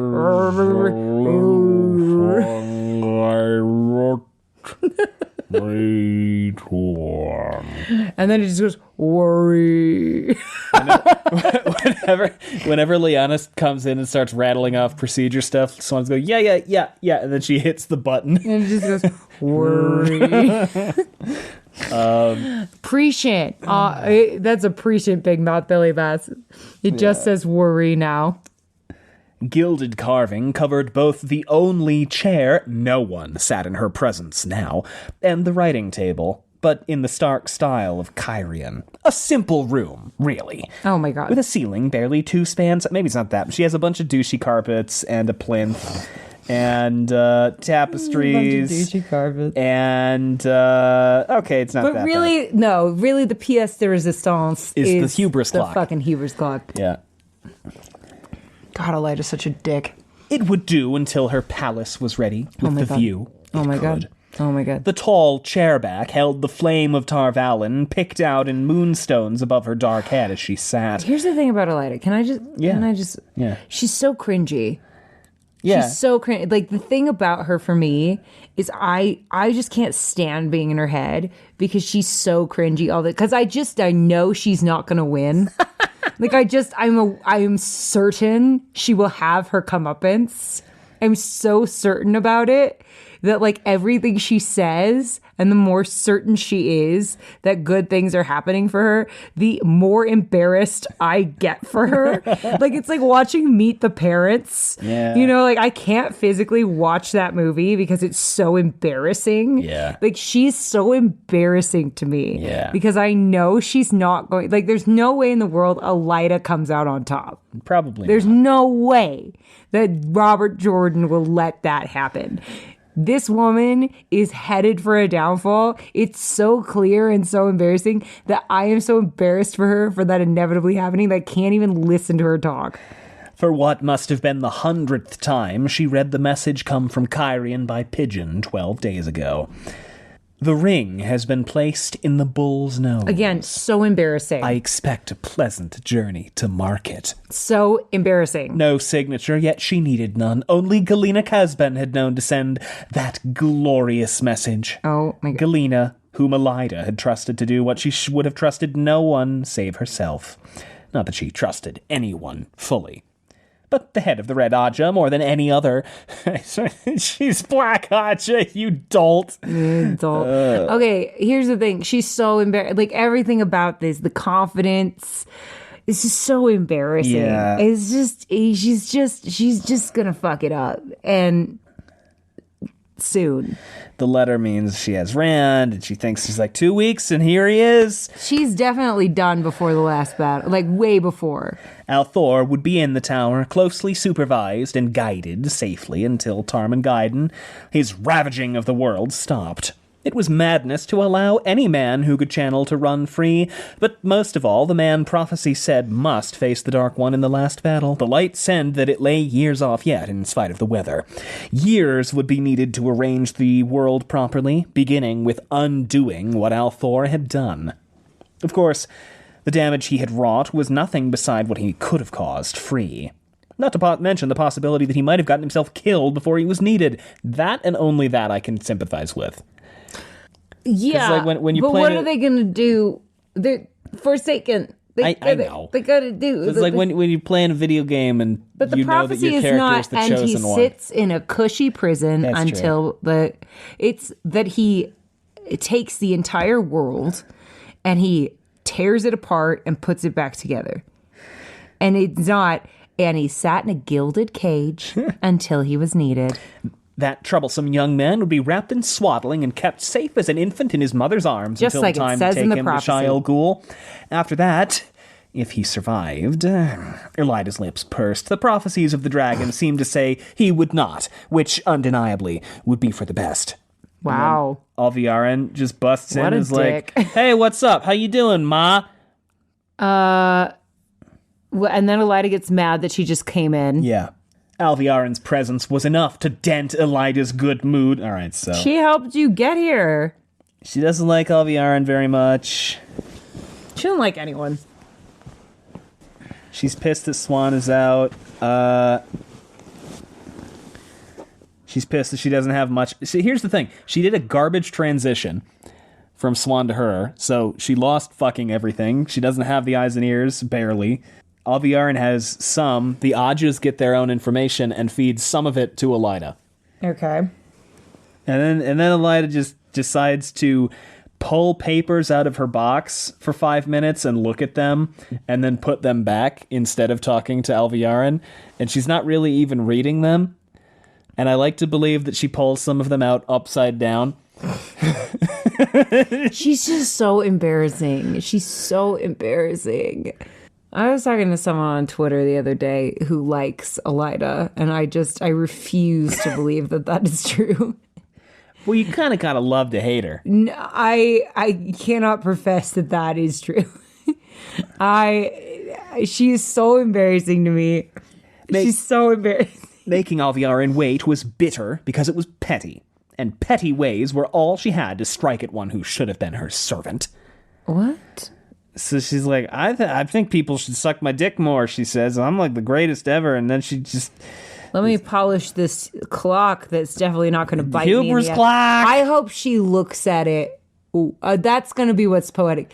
Whenever she's like deposed or whatever's happening, she's going to look right at that fucking clock while it's happening. Hubris clock! I'll bet you $100. That is what is going to happen. She's going to look right at that goddamn stupid clock when she is being deposed. So she asks after Teslin and Jolene.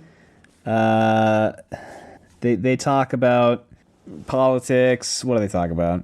Elaine and Nynaeve are in Abu Dar. Elaida's like, sounds stupid. Also bullshit. My network sucks. This is clearly bad information. Definitely false. Fuck you. Where have we seen this kind of behavior before? Pedro Nile. Am I wrong? The Grey must be passing along rumors now. Tarna's message said they are with the rebels in Salidar. Well, that was true about 10 minutes ago. New information. Says, all right, we're going to hang Logain and that bullshit that he's making up. That's going to go away. I can hardly see the Almira girl running to Abu Dar claiming to be Aes Sedai, much less Elaine. Can you? They are Aes Alviarin Sedai. just goes, you did order Elaine found, Mother. As important as putting a leash on Althor, you said. When she was among 300 rebels in Salidar, it was impossible to do anything, but she will not be so well protected in the Tracean Palace. Oh, fuck. And Elida's like, oh, fuck. Go fuck yourself. She's not there. You stupid fuck, she says. You're so embarrassing. Here's what she says. I have no time for gossip and rumors. I suggest you read Tarna's report again, then ask yourself whether even rebels would allow Accepted to pretend to be the Shawl. To pretend to the Shawl. And Alviarin's like, okay, good talk. Here are pictures of them that the Grey Aja agent sent along.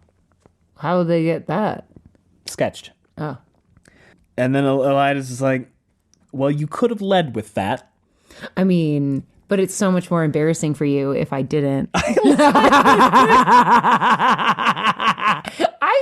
Okay, you know who I love to hate? Alviarin. Because you know, she didn't, she's a logic Aes Sedai, right? She didn't lead with that on purpose because she wanted that moment of like, shut the fuck up. Oh, well, here are some sketches that are recognizably them. She's like, well. I adore Alviarin. She is petty in a way that I enjoy. And she just goes, I want them taken and brought to me. And Alviarin is like, good talk. Yeah, no shit. Okay, bye. So what else? This has been pleasant. Recap. She wants all four of them? Yeah, I don't know. 4. I'm assuming Brigitte and... She doesn't know who they are. Yeah, but if you're sketching them and Brigitte and Avienda are with them... Oh, I'm sorry. Probably the 4 girls. Probably. Women. Yeah. Sorry. You're right. It's hilarious because Elaida, they say a ring has been placed in the bull's nose, referring to Rand, but Elaida has no idea that there's a ring in her nose. Yeah. Well written, Roberto. Indeed. So she's struggling because the tower is not really listening to her, doing what she wants. Alviarin looked as composed as a marble statue, but Elaida no longer cared. The shepherd was on his way to her. The rebels would be crushed, and the hall cowed. Alviarin forced to her knees, and every fractious ruler brought to heel, from Tenobia of Saldea, who'd gone into hiding to avoid her emissary. Okay, see, but that's not like her. To Matin Stepanios of Ilion, who was trying to play... emissary? Who was trying to play all sides at once again, trying to agree with her and the White Cloaks. And with Althor, for all she knew. Elaine would be placed on the throne in Camelin without her brother to get in the way and with a full knowledge of who would set her there. I want those men rooted out, Alviarin. And then Alviarin's like, that might be hard. That would Maybe be hard. She doesn't want to. I think she wants to kidnap them. It seems like she's... Kidnap who? Doesn't she say she wants to kidnap Tenobia? Did she say that? I thought she did. Maybe she didn't. But that doesn't sound like Tenobia, does it? It's weird. This is the second time we've heard that Tenobia is in hiding. Yeah, well, if you don't want to get murked... But Tenobia has several times been also said to have, like, tried to banish Bashir for not letting her ride into battle. When she was younger. She doesn't seem like a girl afraid to get murked. No, probably. She's also part of the, like, culture that fights Trollocs. Do you think that they're going to want a wussy leader? No. There's no way. She goes, hey, let's go fuck up all those, 8 men who can channel on a farm. Semirog's got Tenobia. And Alviarin is like, I don't think it... Oh, you think so? Mm-hmm. Alviarin's like, I don't think it's that easy, and that, there might be more than 8. And Alviarin, Elaida goes like, oh, I forgot that you're a fucking idiot who believes everything she hears, you fuck. Holy shit. My God. Do you believe the tales of thousands flocking to Camelin in answer to that obscene amnesty? No, of course not, Mother, but Tovine is to lead. This task belongs properly to the Red. She's so embarrassing. She's to have 50 sisters. There could not be more than 2 or 3 men at this black tower actually able to channel. Elaida was certain. Oh my God. 50 sisters could overwhelm them easily. I'm so embarrassed for you. Yet there might be others to deal with. Hangers-on, camp followers, fools full of futile hopes and insane ambitions. And she's to take 200 of the guard. And she goes, That's not gonna work out for you. Are you certain that is wise? The rumors of thousands are certainly madness, but a green agent in Camelin claims there are over 400 in this black tower. A clever fellow. It seems he counted the supply carts that go out from the city. And you are aware of the rumors Mazrim Taim is with them? Elaida fought to keep her features smooth and barely succeeded. And then she just goes like, you need to shut the fuck up. And I'm just going to look at things. And I'm going to open a box. I'm going to take up my little ivory figures. I'm going to play with my little toys now, Alviarin, because you're not supposed to talk about Mazzy Pizzazzy. And that's his... We don't talk about Mazzy. No. She pulls out these little stone figures and just kind of puts them on her desk and is like, I got a little fish. Look at my little fish. A swan. Hey, swan's a bird. Dumb. What? Swan. It's swan. Oh, I thought you said a swan. Oh, I thought you were being funny. No. She does pull out a little fish. It's a metaphor for swan.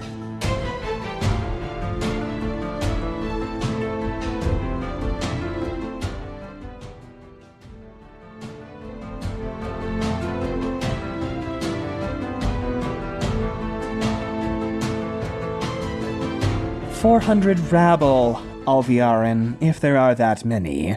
Only a fool could believe that more than 1 or 2 can channel, at most.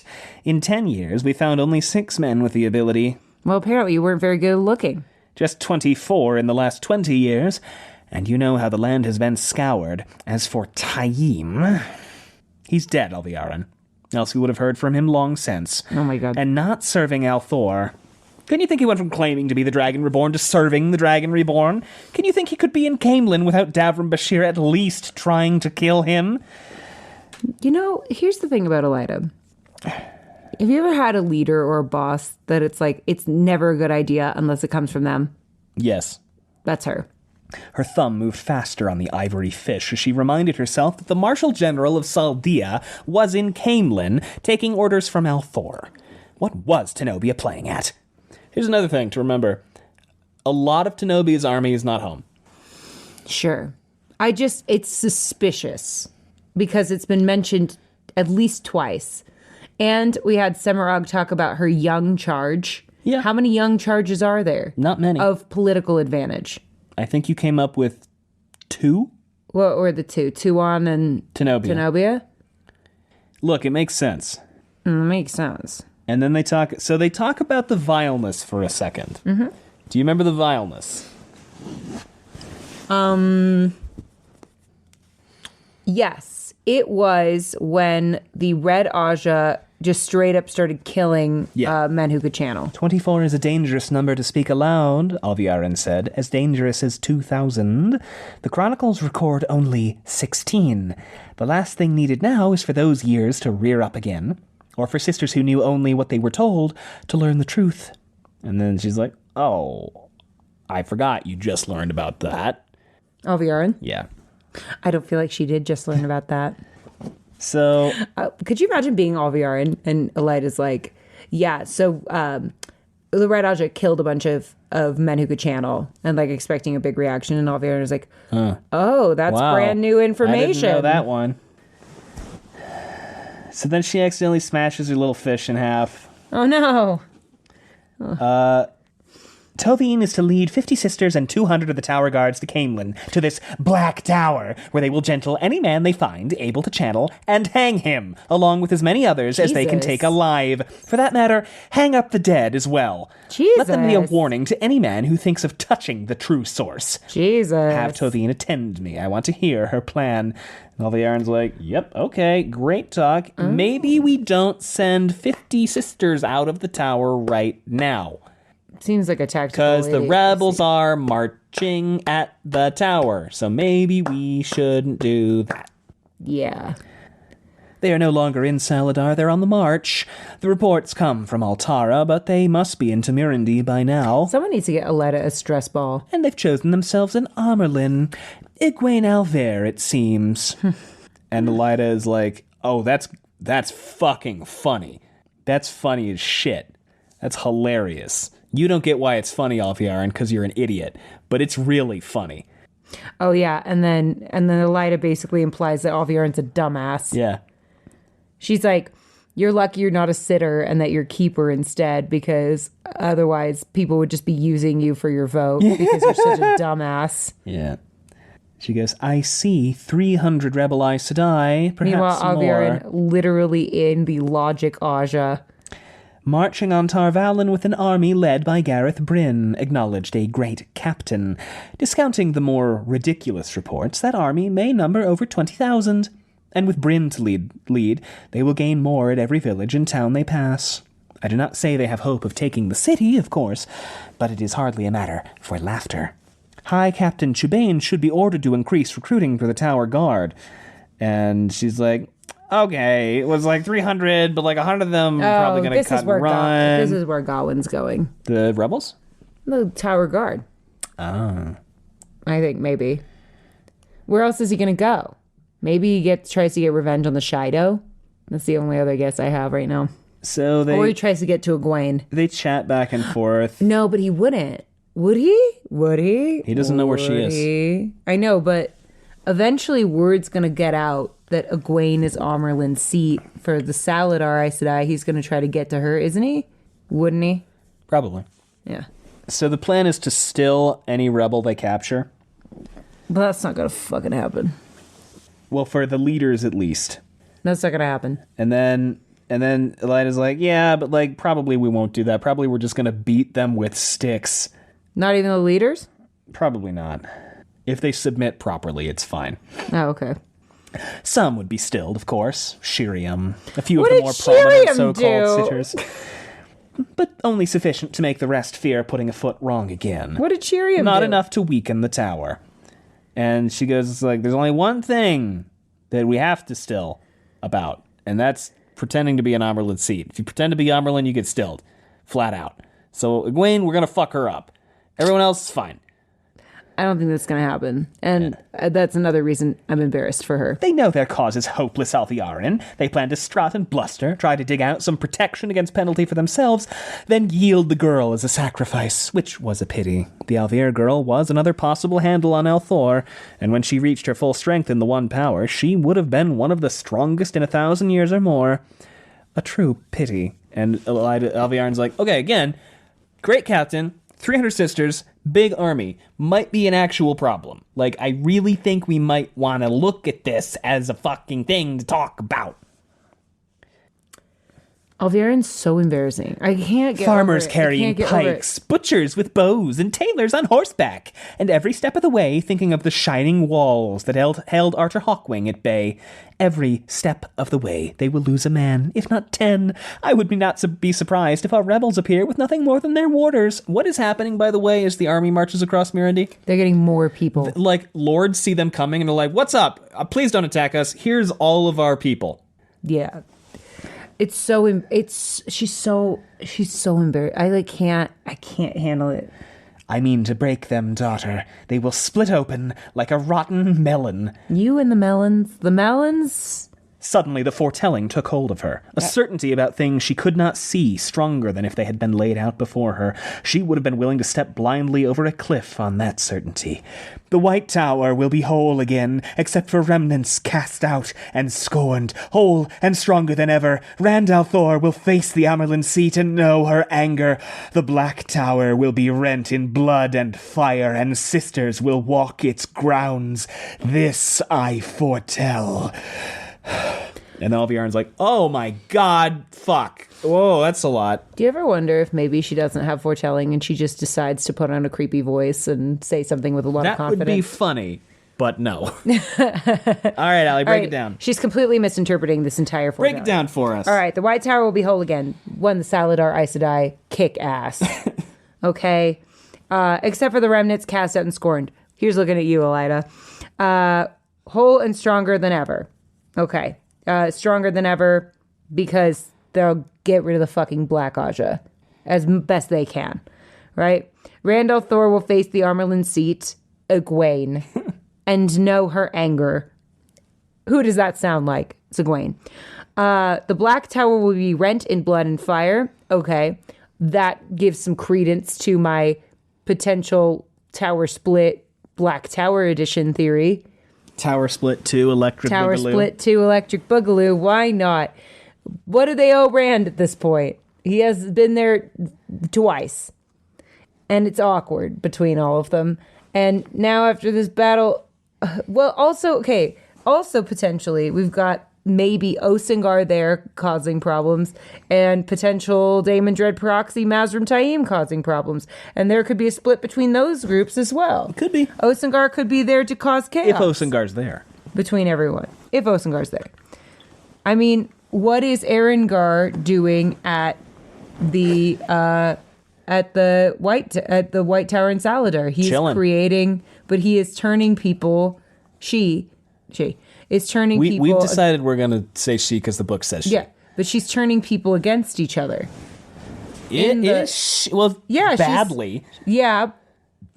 Well, Agenor and Balthamel aren't exactly the brain trust of the Forsaken. They're not exactly the I don't remember what Balthamel did in the Age of Legends.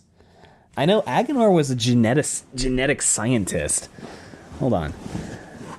A creepy genetic scientist. Okay, the Black Tower will be rent in blood and fire, and sisters will walk its grounds. Oh, Balthamel was a historian specializing in the study of vanished cultures. Okay, but in sisters will walk its grounds could literally mean like Nynaeve and Elaine walk around at some point. Like it could literally mean That's true. This I foretell. So she's completely misreading this entire fucking thing. Because, as usual, she's embarrassing. Alviarin seems legitimately shocked by this. And then she just... Also, I don't mean to attack anyone who likes Elaida. Because I understand if you think that, like, this is hilarious, which it is. It's hilarious how dumb she is. It's hilarious how, like, wrong she is. Yeah. And it's hilarious how embarrassing she is. She's a little bit of a cartoon in a way. I get it. Yeah. We all love trash.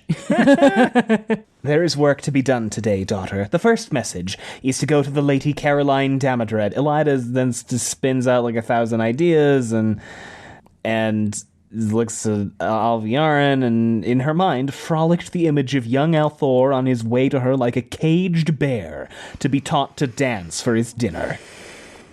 The Chronicles... It's going to be really fun when she's a caged bear. The Chronicles could hardly record the years of the last battle without mentioning the Dragon Reborn, but she knew that one name would be written larger than all others.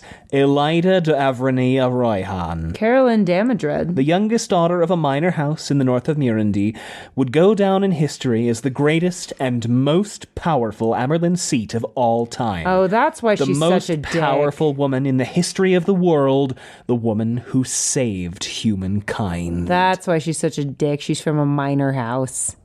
She's just rich enough. Yeah. But not so, but she's not, our servants are our family rich. Do you know what I mean? Yeah, I know what you mean. All right.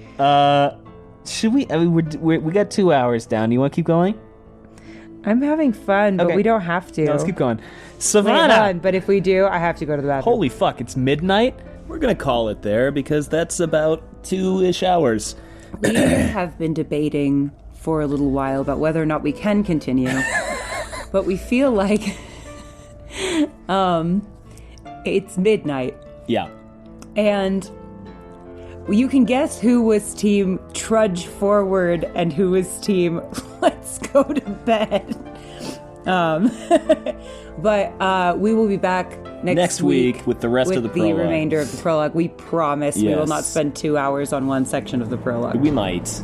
It could You're happen. right. We can't promise you anything at this point. Thanks for listening. We have social media if you want to know what we're up to. It's down below. We also have a Patreon if you want to support us that way. It's patreon.com/wheeltakes. And of course, you can always leave us a rating and a review. It helps. Other than that, anything else? Elaida's so embarrassing. I can't get over it. I'm sorry. I can't rough. get over how I have so much secondhand embarrassment for her. I can't even handle it. Thanks for listening, everyone. Bye. Bye.